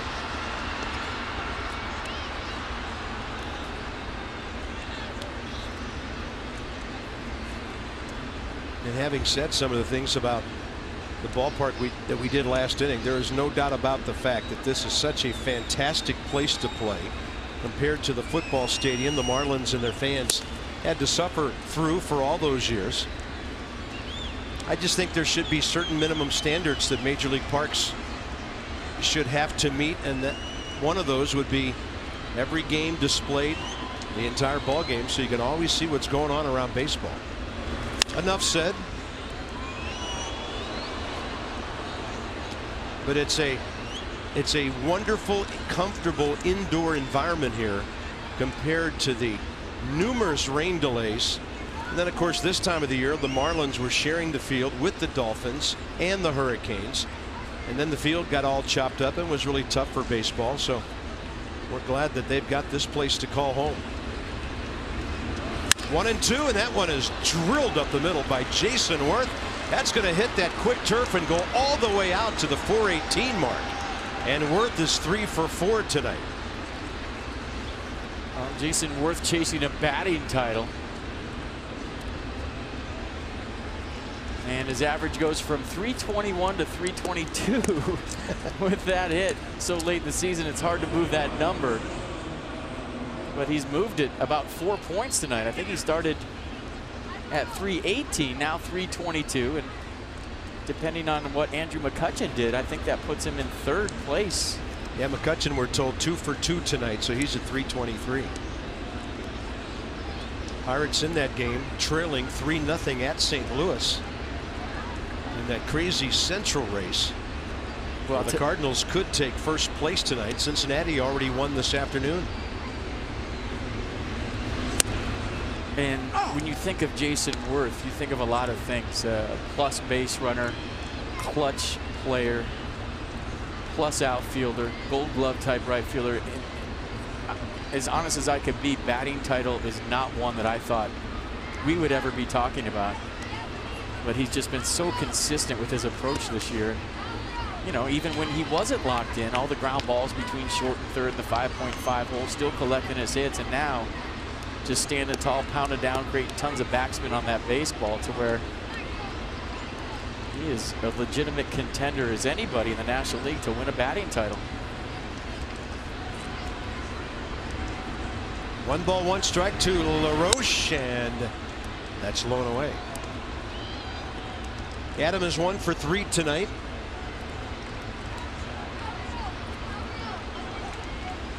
And against Hatcher, 0 for 1 with a fly ball.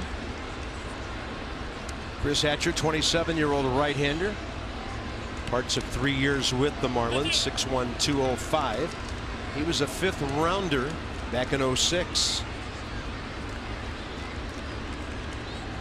Kinston High School in North Carolina. Went to the University of North Carolina, Wilmington, and he turns that one over well on the left-handed batter.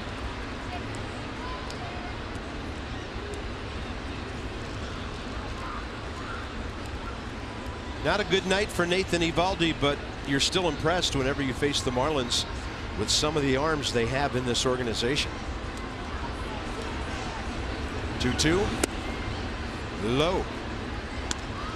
Just kind of thinking on the fly here too. Do you remember when Jason first signed with the Nationals, how he would change his stance maybe once a game, to where one day he'd be spread out real wide and have his hands low. The next day he'd have his feet more underneath him, hands a little higher, to where he's just searching for that comfortable stance that he really never found that whole first year. And that might have been a microcosm of how he was feeling in a new uniform in a new city, not real comfortable. But I mean, we talk about his swing right now. Look how upright he is. The hands are kind of away from the body to where he's over the baseball and he's right down to it, to where there's not a real loop in his swing. To when he was spread out, the swing was much longer, meaning kind of casting his hands around the ball, and there was more of an uppercut. And now he's standing tall, and it's just more direct, to where you're actually creating backspin on the baseball, and it's able to carry. Yeah, the contact over the last 2 months has been impressive, just consistently hitting the ball hard.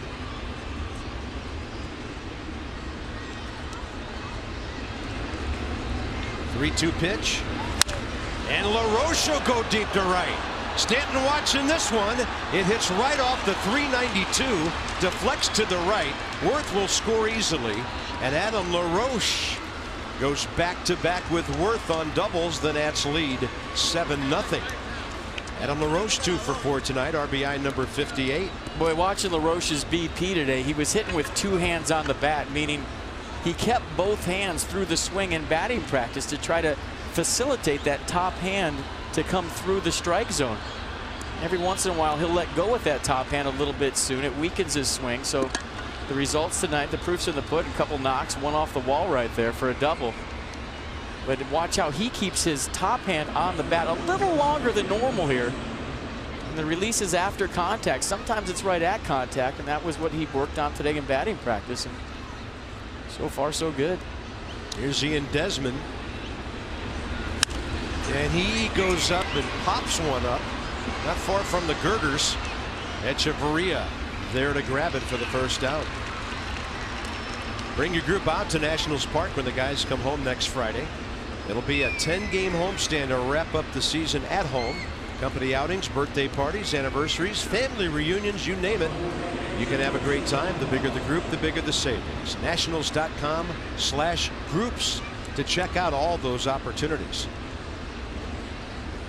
So Ian Desmond a rare 0 for 4 tonight. Ramos the hitter, and he went right field wall in the corner for a 2-run single back in the 3rd.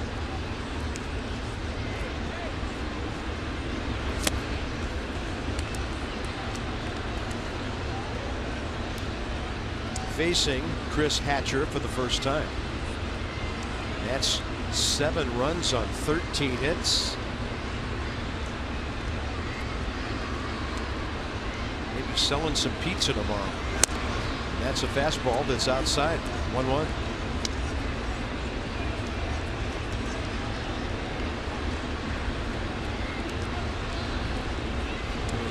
Adam LaRoche's 18th double of the year. He has 39 extra base hits.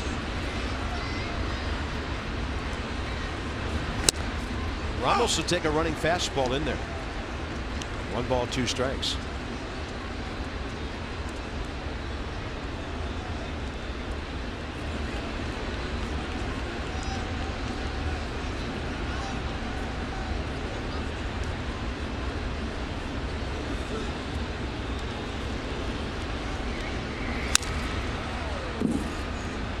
Well, if this isn't a perfect example of what we were talking about earlier with multiple personality disorders in this ball club. Last night the score 7-0.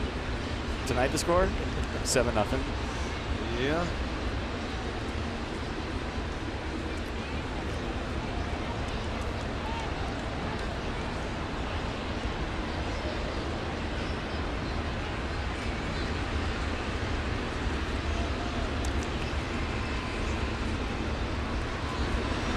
1-2 that Ramos will reach and line and stay alive.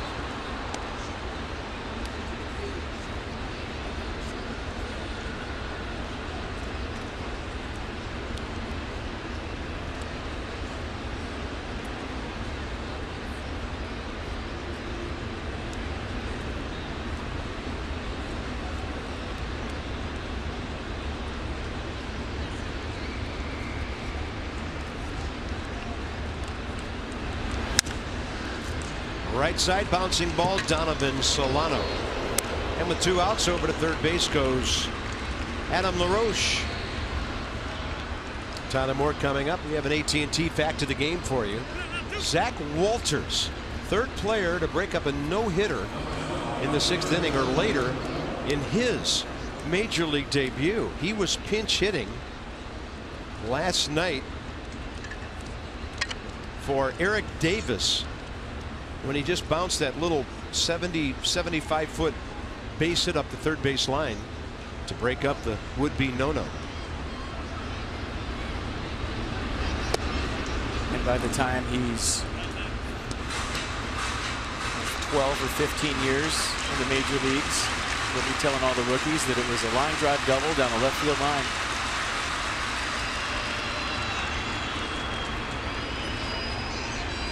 That guy has some serious pop. We'll see it. We'll see it sometime this month. And a 1-0 taken by Tyler Moore, who singled last time. And he's 1 for 3 tonight. Well, the interesting part of that is what would have Mike Redmond done had the no-hitter stayed intact with his ace Jose Fernandez out there. Apparently they're going to give Fernandez one more start, but I talked to a few of the Marlins staff today, and they were prepared to let Fernandez throw as many pitches as possible to get to the finish line if he had a no-no going. Yeah, he had 94 through 7.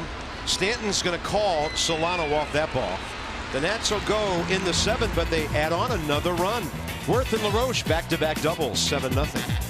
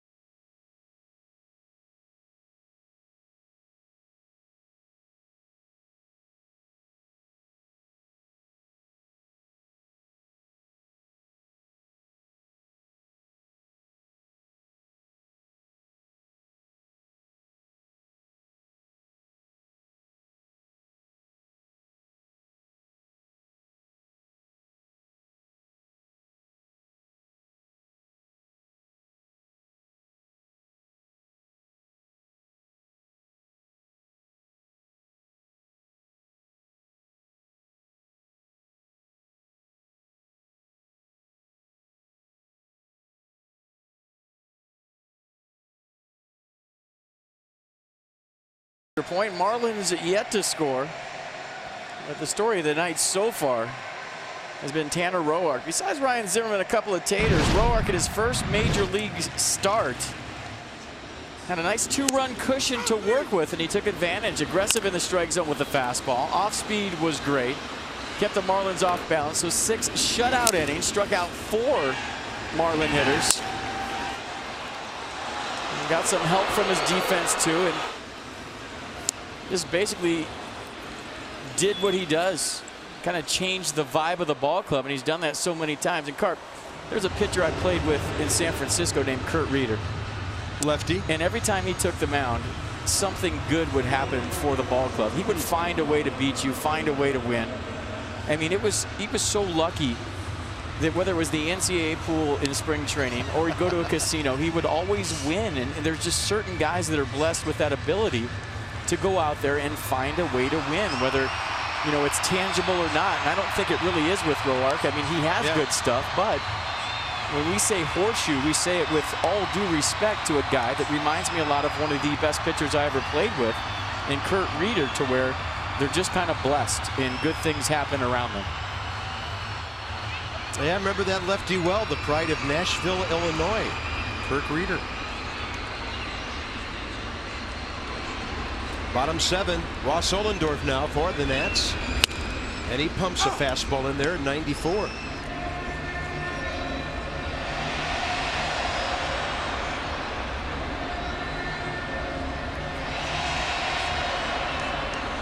There's the big windup. And another fastball. 95 for Ohlendorf, making his 14th appearance. 5 starts, 3-0 with a 2.98 ERA.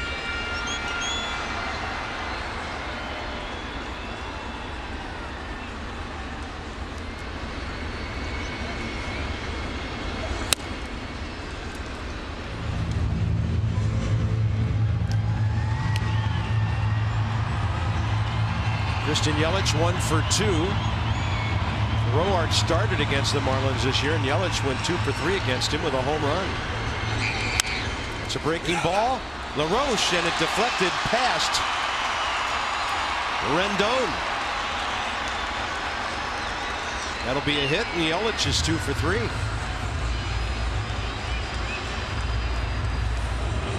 A 7-0 game. Nice effort right here from Adam LaRoche, selling out, getting on his belly, getting dirty right here, trying to make a great play for Ross Ohlendorf. Didn't know that Rendon was behind him. So a leadoff knock for Yelich, his 2nd of the night here in the 7th. And Rendon probably didn't know he could get to the ball. So they were both going at it. Leadoff man aboard, and that is just outside to Giancarlo Stanton.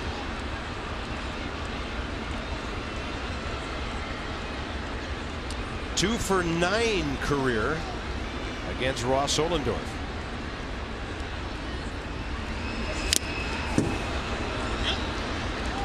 Ohlendorf's fastball up there tonight out of the bullpen, coming in at 96. Yeah, I think that little dead arm period he went through is over. Might have got away with one right there just based on velocity alone. Stanton late. But that was right down the middle.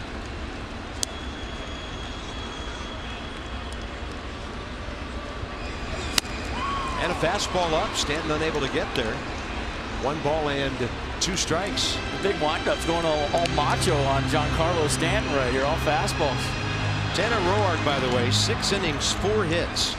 Shutout ball, no walks, 4 strikeouts, 71 pitches, 47 strikes. Outstanding. And a 1-2 to Stanton in a 7-run game. Up and away.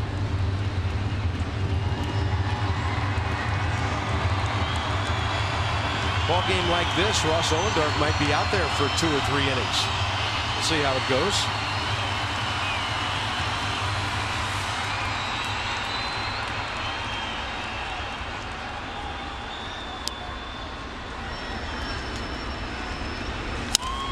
Breaking ball. He didn't get it. Moore will be able to circle behind it and make the catch.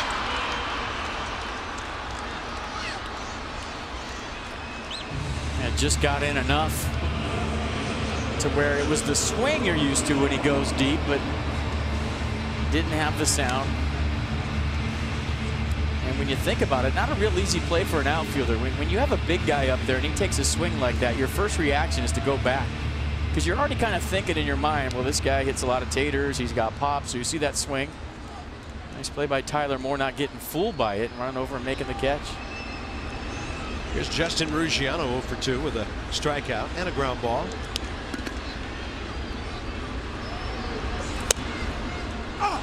Good breaking ball by Ross Ohlendorf.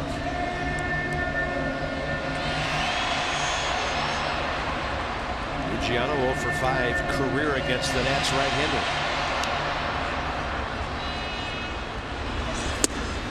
Snaps off another one a little bit outside.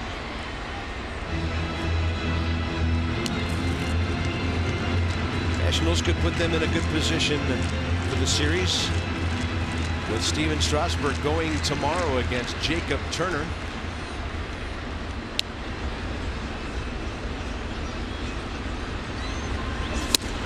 And there's the fastball. 97 from Ross Ohlendorf. I don't think we've seen this all year. Yeah, 97. That's what he's topped out at. He hit that at Nats Park one time.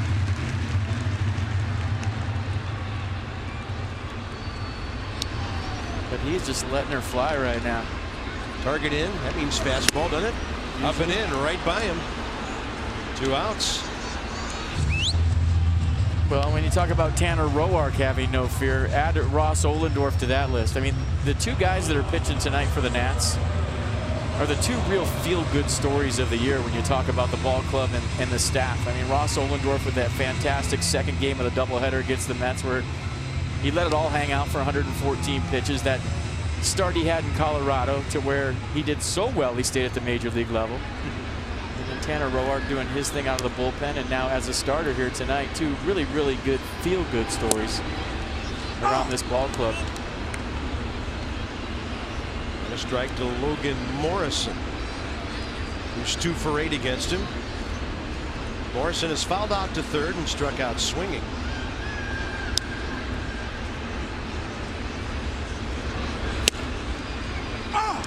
Backdoor breaking ball, 0-2.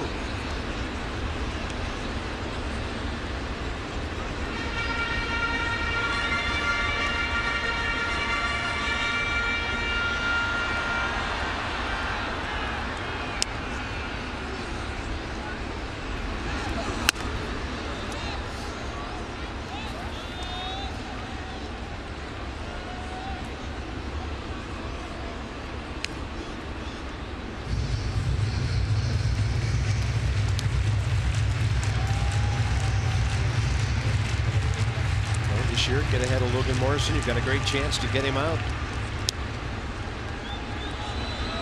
Infield playing to pull. That's a swing and a miss, and he takes off.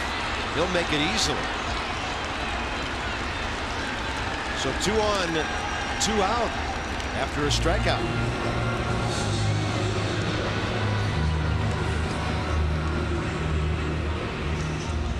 A pretty good pitch right here down the dirt. Solano kind of turns his glove the wrong way. He thought he could catch it in the air. The ball hit the dirt, and once you have your glove turned down like that, you can't flip it over. Ball hit the dirt, and that was that.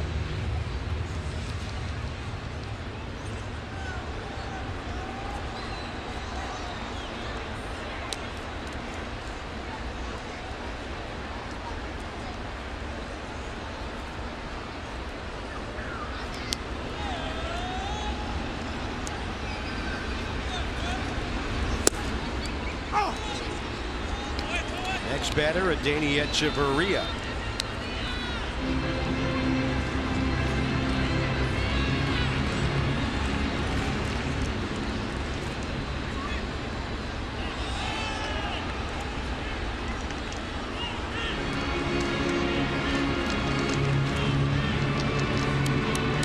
So Ohlendorf ahead of Echeverria, who has bounced out to second, fouled out to first.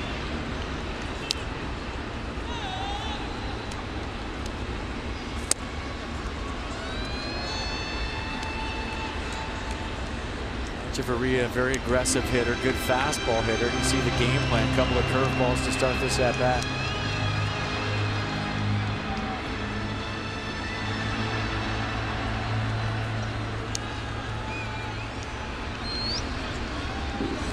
Fastball up, base hit. Tyler Moore will charge it, nothing he can do. Yelich will score as Tyler hits the cutoff man.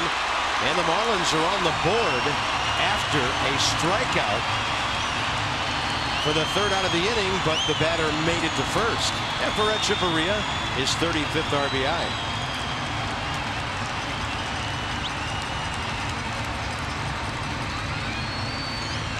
When we give any big league ball club a second chance, they usually take advantage, and that's exactly what Echeverria did right there. Got a pitch out over the plate, drove it into left, and the Marlins are on the board.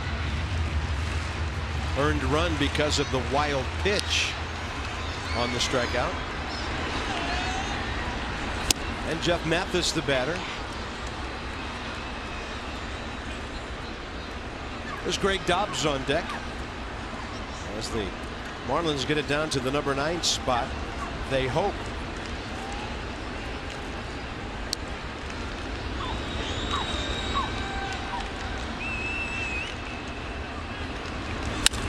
Up the middle, well placed.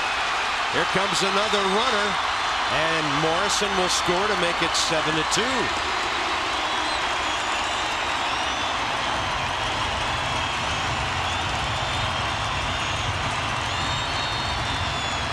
That's a little 2-out lightning here from the Fish in the 7th inning, right back up the middle. Ohlendorf tried to flag it down.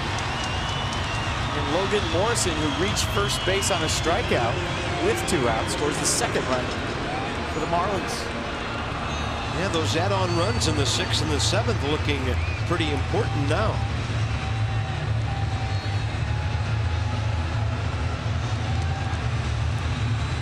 A strikeout big in the sense that Davey Johnson was probably hoping to get maybe a 3-inning save. Yeah, out of mentioned that Ross Ohlendorf to where he can smell the finish line, keep that pitch count down, not have to get up anybody else in the bullpen. Although bullpens are expanded with the roster call-ups in September, so a lot of options for Steve McCaddy and Davey Johnson, but double barrels right now. Drew Storm, Xavier Cedeno.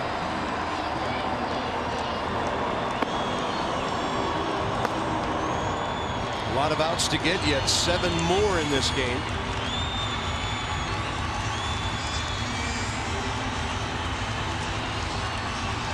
There's a long visit.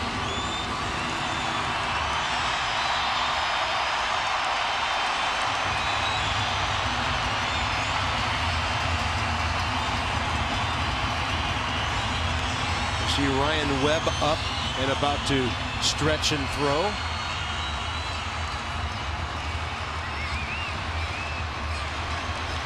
Well, here's Greg Dobbs, good pinch hitter, one of the best in the league over the last 5 years or so. But he's 1 for 10 career against Ohlendorf.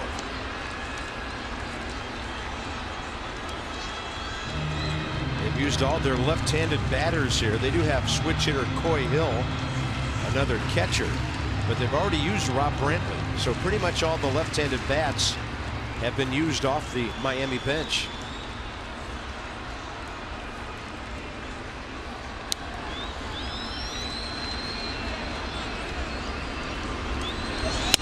Dobbs will take that running fastball for a strike. Yeah, 94, a little swing back action after the 95 challenge fastball for strike 1.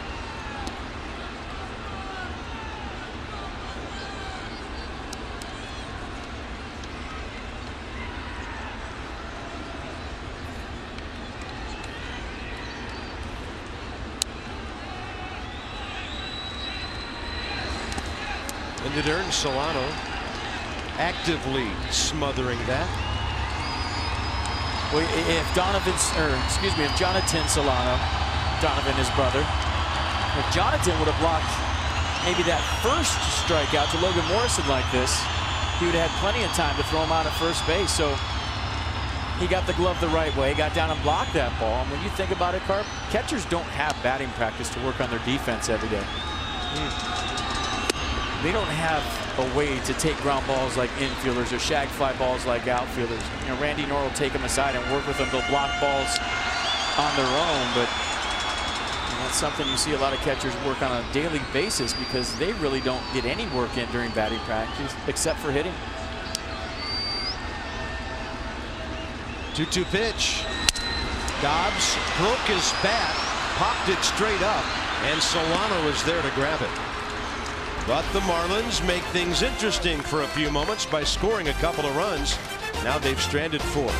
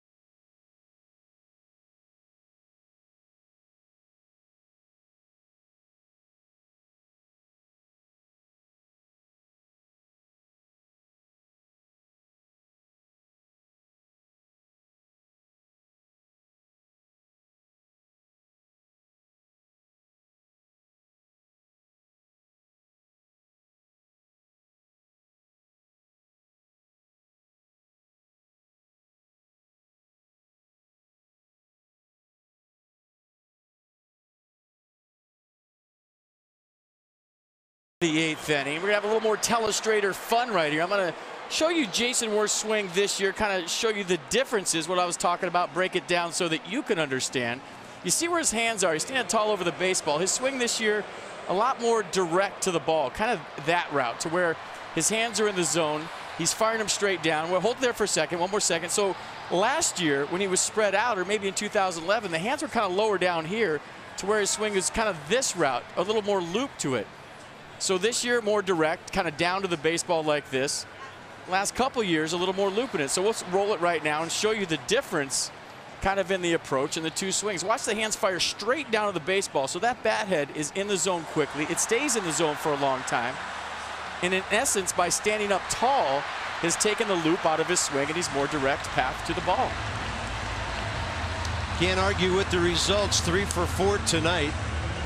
Batting average over 320. Looks like Justin Ruggiano has moved over to right field.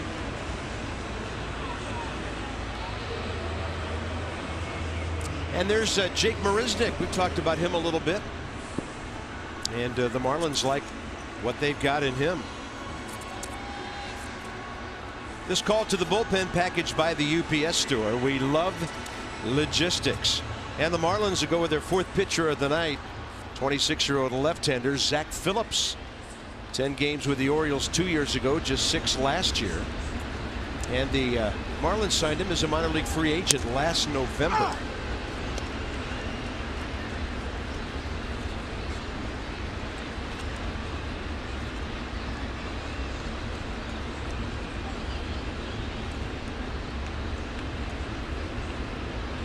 Anthony Rendon, Jonathan Solano next, and then the top of the order after the double switch that brought Solano in and placed him in the number 9 spot.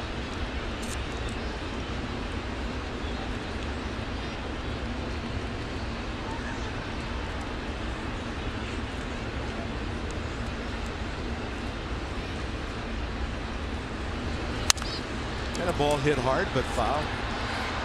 By the way, Marisnick is in the game for Giancarlo Stanton. So Stanton is done for the night, 0 for 3, and Marisnick will bat 4th and play center field.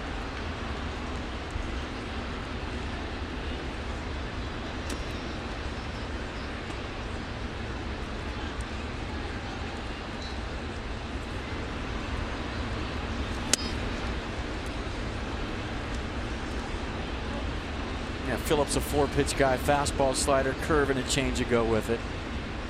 Fastball 89, slider in the upper 70s, changeup 80 miles an hour. 1-2 count, target in. Rendon jammed to the shortstop, Echeverria.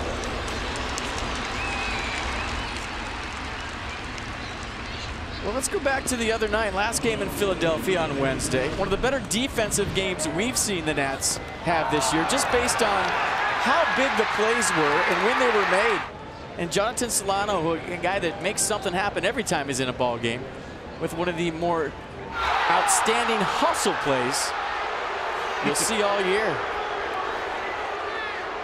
Worth a little chest bump right there with the baseball. Yeah, that was great.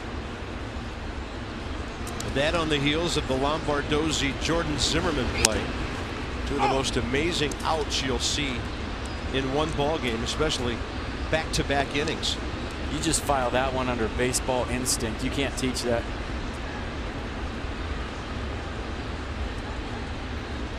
With the bat, 7 hits in 38 appearances this year. That ball down the right side, and it stays in for Ruggiano, who grabs it. 2 outs.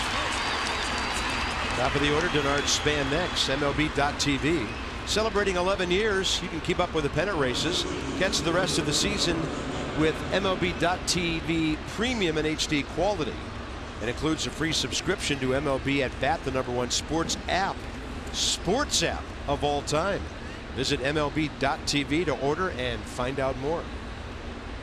Denard Span tonight, 1 for 3. Hitting streak at 18 ball games now, and a sac fly.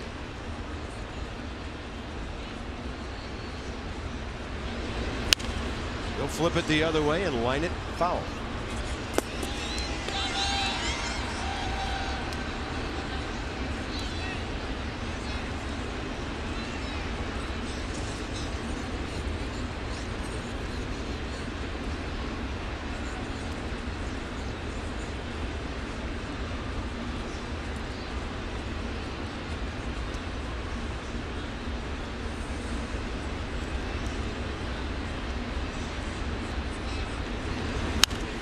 Fastball up, and he's late for it. Tyler Clifford's been working in the Nats bullpen.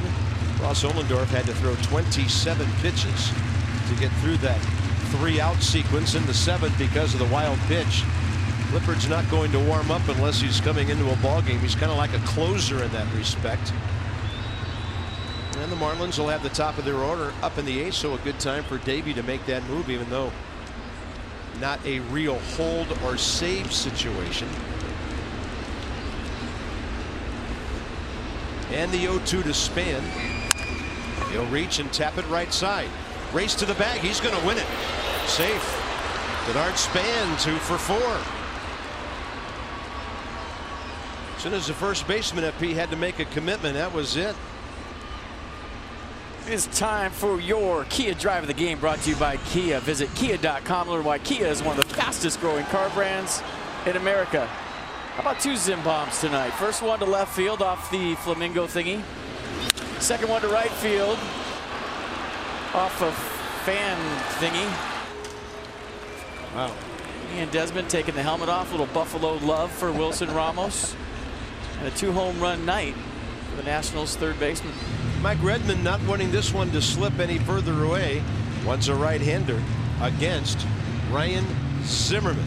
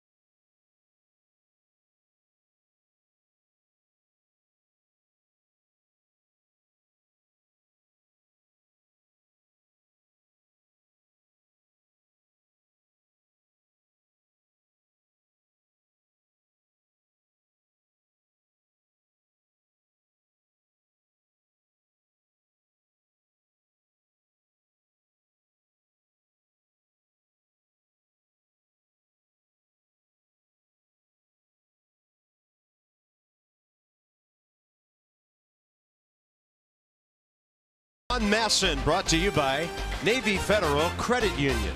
4 million members, 4 million stories. Navy Federal Credit Union. And by Outback Steakhouse. It's always fresh in the Outback. Amazing skyline right on the water in downtown Miami. Just a couple of miles to the west in Little Havana sits Marlins Park. And the Nats well ahead tonight. Archimedes Caminero trying to keep it where it is right now, 7-2, with Ryan Zimmerman coming up, who's never faced him. 26-year-old right-hander, rookie. We've seen his arm on display. When the Marlins came to DC, and this guy was in the minor leagues for 8+ years. Zimmerman, big night, 2 for 3. 2-run homer in the first, solo shot in the third.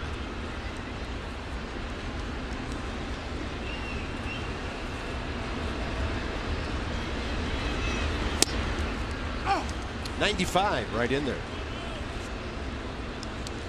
Yeah, throw that fastball at 95, slider at 81, occasional split at 89.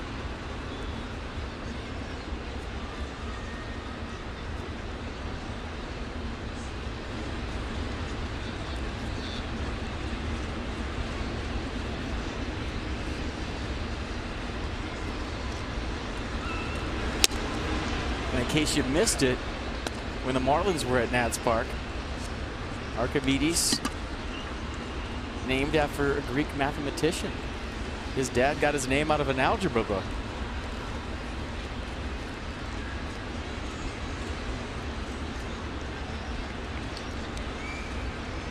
so unique. And here's a guy who's been battling for a long time just to get to the big leagues. Now trying to prove he should belong. And he's still only 26. Yeah, middle name Euclid, who was the father of geometry, anybody knows. And Archimedes devised a formula to determine the volume of an irregular shaped object using water displacement. Who doesn't know that? His nickname's not Einstein, is it? Zimmerman off the end of the bat and a pop-up to Solano. That'll do it for the Nats. In the top of the 8th, Tyler Clippard on the way. Top of the order for the Marlins. The Nats by 5.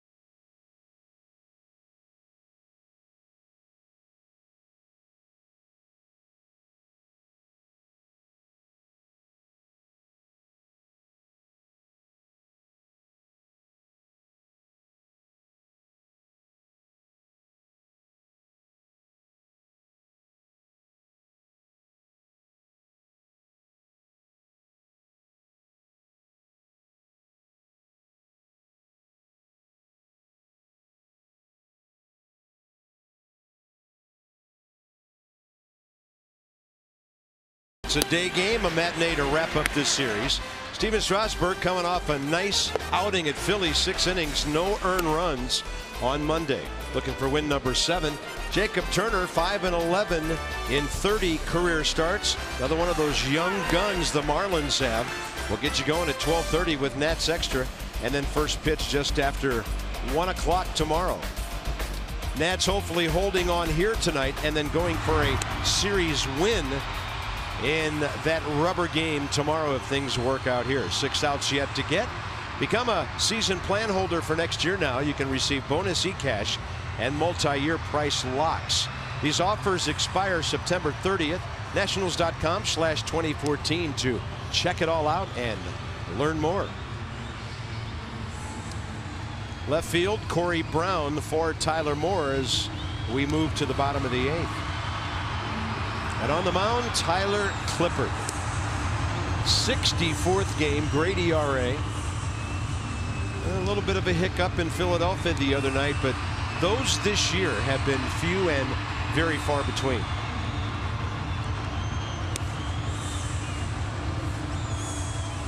And fastball, curveball, occasional cut to the fastball and the changeup to go with it. And loves to pitch against the fish. He knows where to challenge guys, huh? We could really throw those numbers up against anybody, especially average-wise, but those are just exceptional.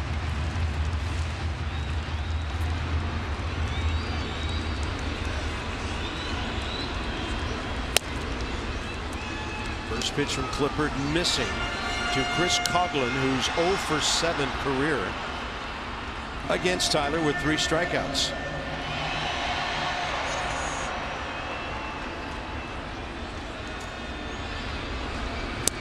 There's the changeup. 79. That one just floated in there. Anytime he gets it below 80, that's the one that even if you're sitting on, you really have no chance.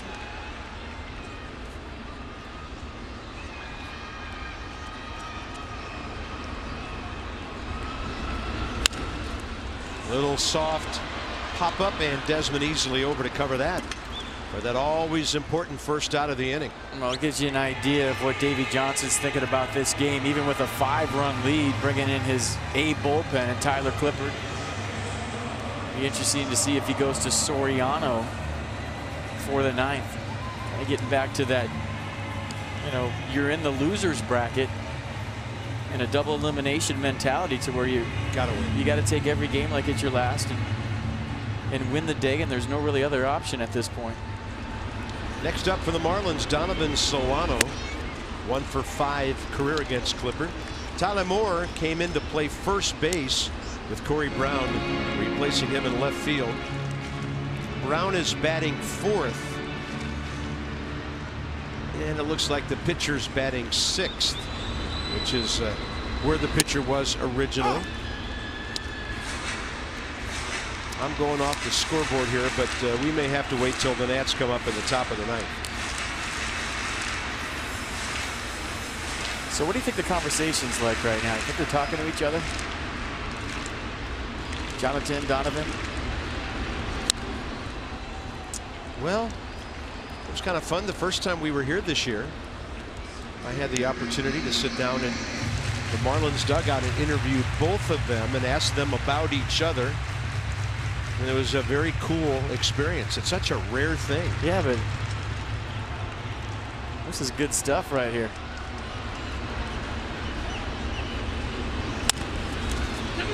One hopper. My impression of those two is that Jonathan is easily the more gregarious of the two. He would be the one maybe first talking a little smack or just a little brotherly fun, you know, in a situation like that. Maybe down the road when they're a little more established, but right now as young players, I bet you they were really cognizant of the fact that all eyes were on them right there as they both were a couple of feet from each other as major leaguers. Pretty cool moment, actually. Yeah. But Donovan he's more soft-spoken than his older brother. No doubt about that. Here's Yelich. And Tyler starts him off with a buckling breaking ball. I mean, when he gets that thing over, a hitter's going to go, now what do I do?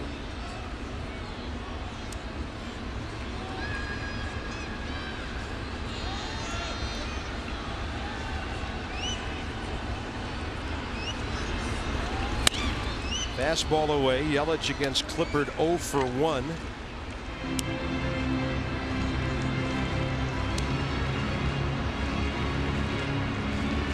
And he's had a good night. Base hit to right.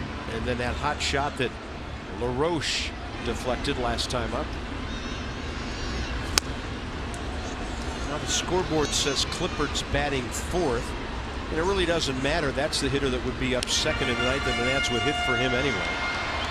So it should be Worth, a pinch hitter, and then Desmond in the top of the ninth. Looks like Corey Brown is batting 6th, where the pitcher was. Clippard with another breaking ball. Took a little bit off of that thing.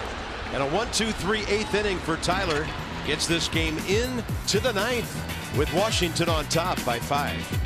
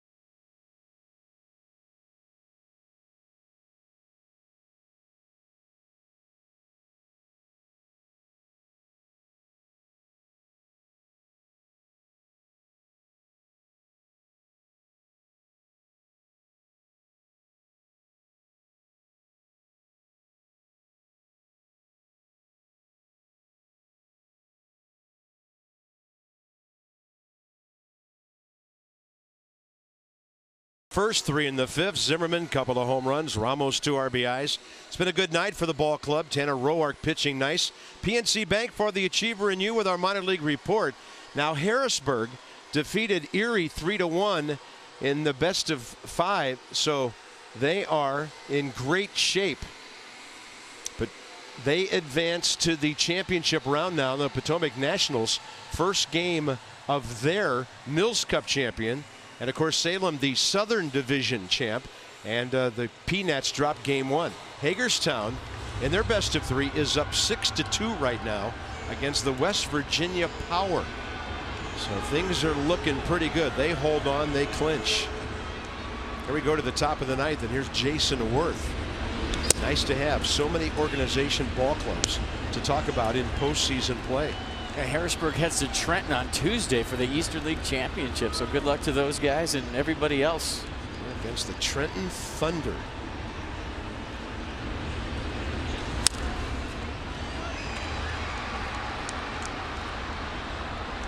Chad Tracy for Tyler Clippard in a moment. I mean, if you're sitting at home thinking, well, it's the minor leagues, what's the big deal? Well, part of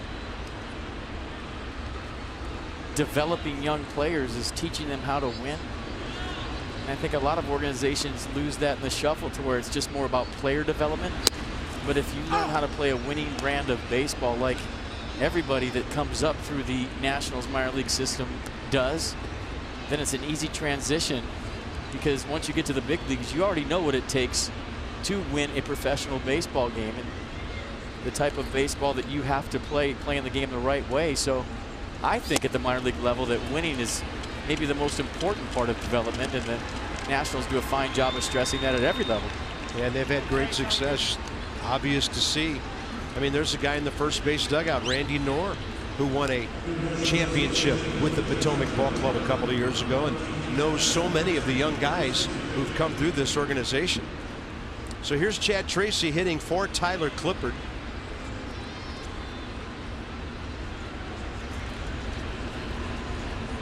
And Chad 0 for 1 against Caminero. Fastball sails outside. Drew Storton up and throwing.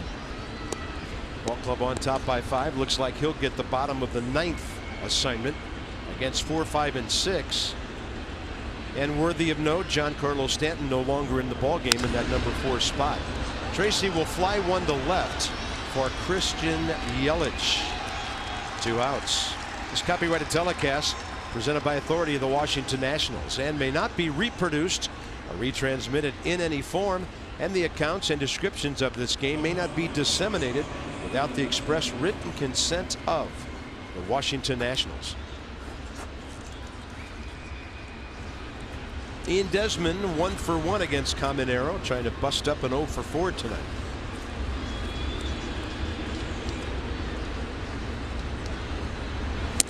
Good breaking ball right in there. Well, Caminero has a really good arm angle going right now.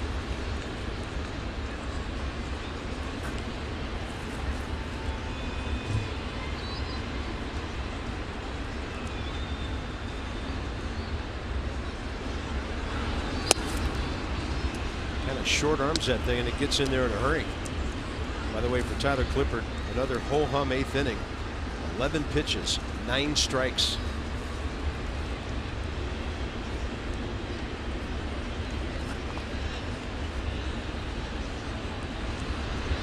There's the fastball right off the end of the bat. I think what Tyler did there should not be overlooked. Unless you're trying to get him some work, you like to save your closer for close situations. So tonight Davey will be able to do that with Soriano and turn Drew Storton loose in the 9th inning. Well, thanks to Tyler Clippard and those 3 quick outs. Yeah, and how many times you've seen with whatever ball club, you bring a closer in a non-save situation. He does have the same kind of adrenaline. He turns into a closer, meaning the game gets closer. Yeah.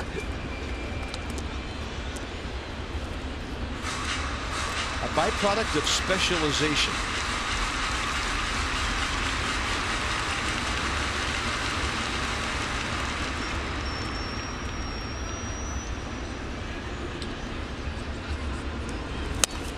And Desmond, not an easy take. Fastball didn't miss by much.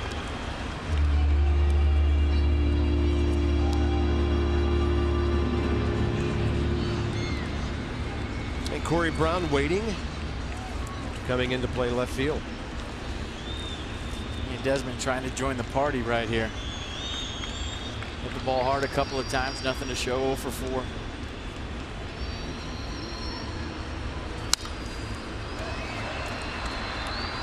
He's had some really good hacks tonight. Lined out first time up to first base. Logan Morrison robbed him with a fantastic play. Hit a bullet to Echeverria at shortstop his 3rd time up. Just missed one last time.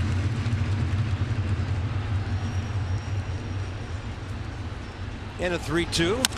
Desmond Tapper, third base line. A chance to leg it out. He will. And Ian Desmond gets into the hit column. And whoever said they don't all equal out, well, that's a perfect example of how they do. 2 lineouts for Desmond tonight and a swinging bunt to join the party. And like I always say, better late than never. And I think, if I'm not mistaken, Carp, every position player now with a base hit as Ian Desmond gets the infield single. Yeah, every position player that started the game, you are correct. And Corey Brown could grab one for the bench here. 2 for 6 since coming back with that home run in Philadelphia. The upper deck shot. Well, he's got the bat straight up and he gets down into a pretty deep crouch, really flexing those knees, kind of presenting a small target.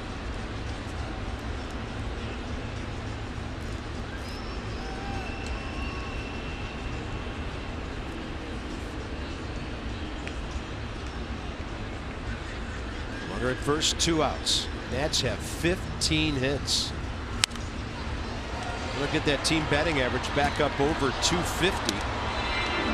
Shut down last night by Jose Fernandez. Not tonight. Bob F.P. and Julie enjoying quite a show by the Nats offense, as well as Tanner Roark. Tyler Clippard has chipped in his usual 8th inning. Trying to set up a rubber game behind Steven Strasburg tomorrow.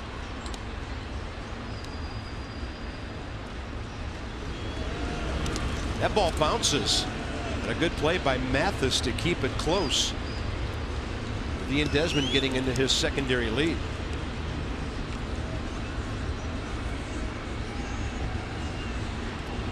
Nets extra 12:30 tomorrow. First pitch after 1 o'clock. And then it's on to Citi Field for 4.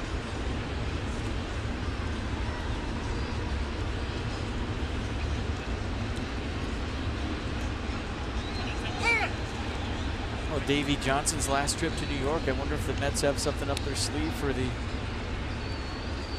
World Series champion manager. Interesting thought. Nice way to give him a send-off, right? I think they should put Ray on third and have him reenact his mad dash home. That's a good call. Let's be a little slower on the stopwatch, but still fun to watch. It's okay.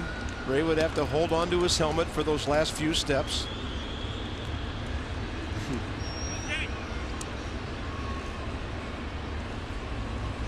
That man did some great things for that city. And that's not the only one either. Baltimore, Cincinnati. 3-1 pitch and outside, and Corey Brown will extend the inning, getting a base on balls. That'll give Tyler Moore another AB here in the 9th.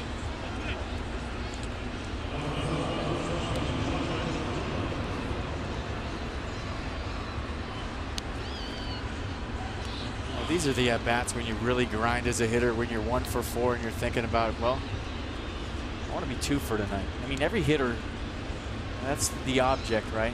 When you start a major league game, or any game for that matter, you want 2 knocks to show. So these 1 for 4s are really high pressure at-bats if you think about it, because you're either 1 for 5 or 2 for 5, and 2 for 5 is a good night, and 1 for 5 obviously not so much. There's a difference between hitting 200 on the night or 400 on the night. These are the things that race through your mind when the game's kind of not so much decided, but, you know, one side or the other. Yeah, he's got 3 hits to show for the night.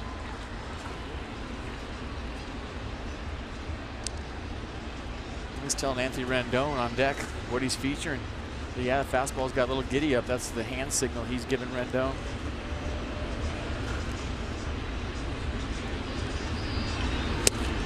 Front door breaking ball for a strike.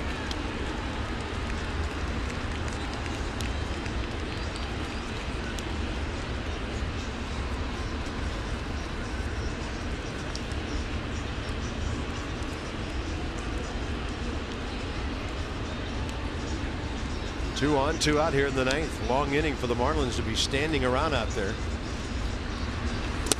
That'll bounce and get away, and two runners will move up.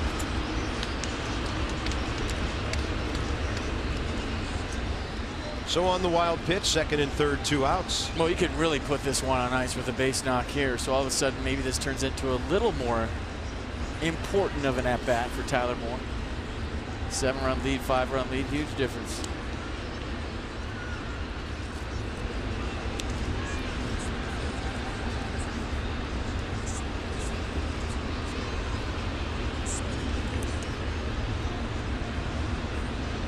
Archimedes, like any good mathematician, not in a hurry. Trying to figure out the equation for out number 3 here. Target away. Tyler Moore, pitcher was up. He went up and got it. Straight back it went.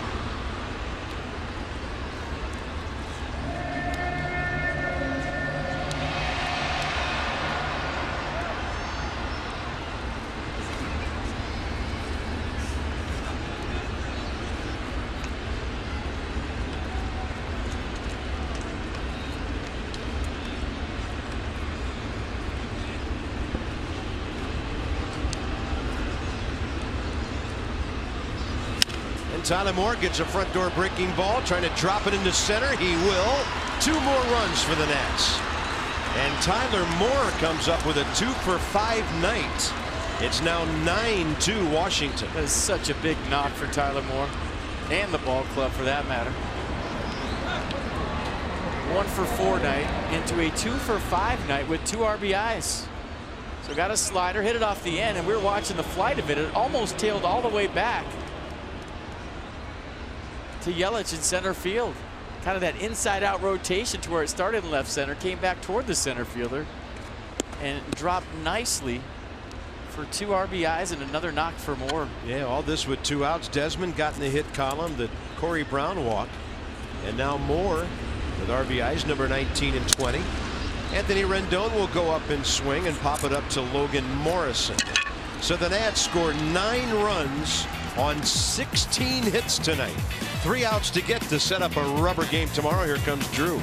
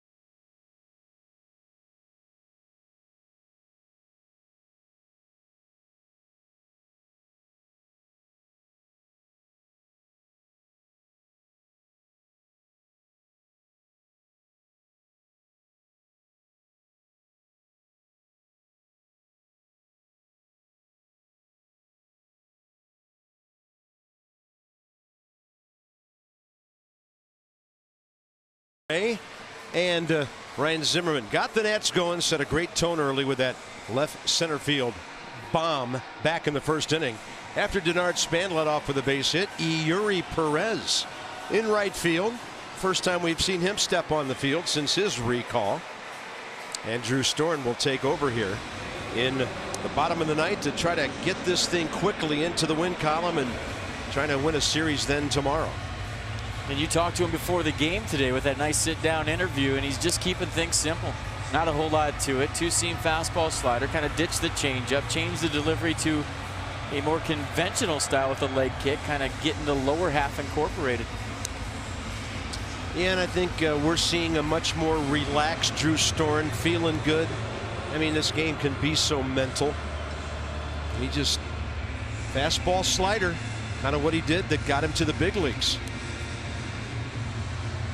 You know, and he was pitching 54 games in the major leagues in his second professional season. And while we were chatting today, it kind of dawned on me that, you know, we forget that. I mean, his road from Stanford to Washington was so short, so quick. This is Jake Marisnick, and Storen pumps the fastball in for a strike. Bottom of the ninth underway. Sometimes you have to fail to succeed. And when things come so fast to you at such a young age,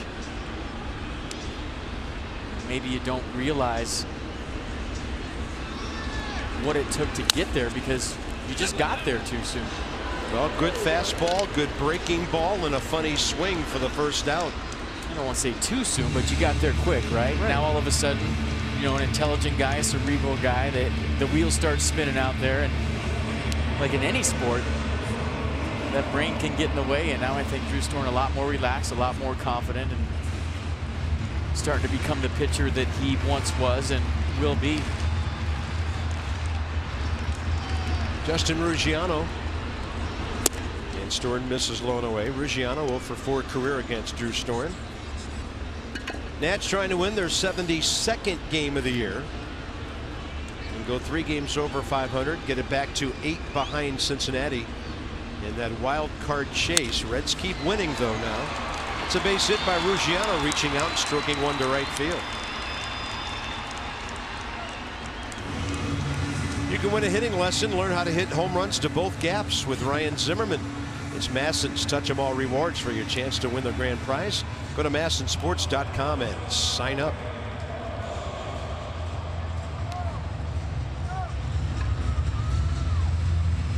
Yeah, don't forget about that play he made too. The backhand play with the jump turn, the jump throw in foul territory all the way across the infield. One hop to LaRoche. Robin Solano in the first inning. That may have really set the tone behind Tanner Roark. Yeah. When that ball goes down the corner, who knows what Roark's thinking, but all of a sudden Zimmerman makes that play after hitting a 2-run homer. Logan Morrison, the batter. Jacks one to right center. Yuri Perez, great speed, and he gets there. Then he has to stop himself. I mean, that kid is a natural center fielder who can cover some serious ground. Wow. Not too many right fielders get to this baseball. This ball hit hard by Morrison in the gap. That was extra bases and a run scored, and Yuri Perez says no. For those of you obsessed with pronunciations, last time he was in the big leagues, he did tell us that it was now Yuri Perez, not just Yuri as we had called him previously. There was no E in that play. No, sir. Here's Echeverria. Runner goes, and the Nats concede second base to Ruggiano.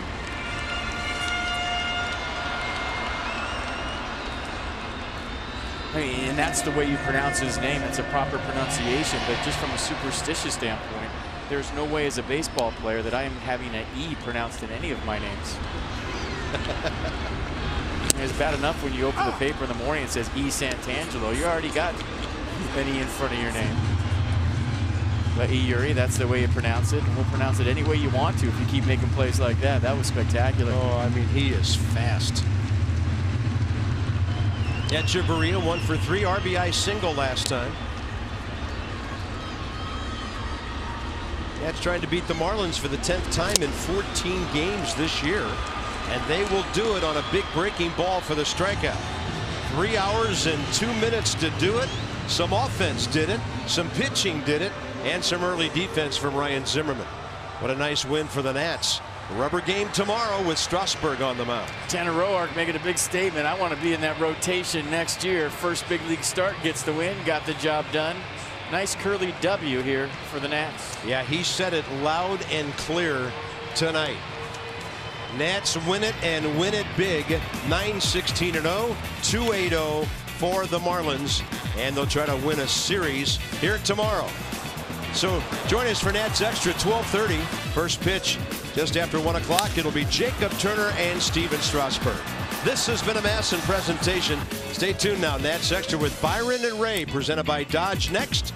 And from the booth in Miami, see you later.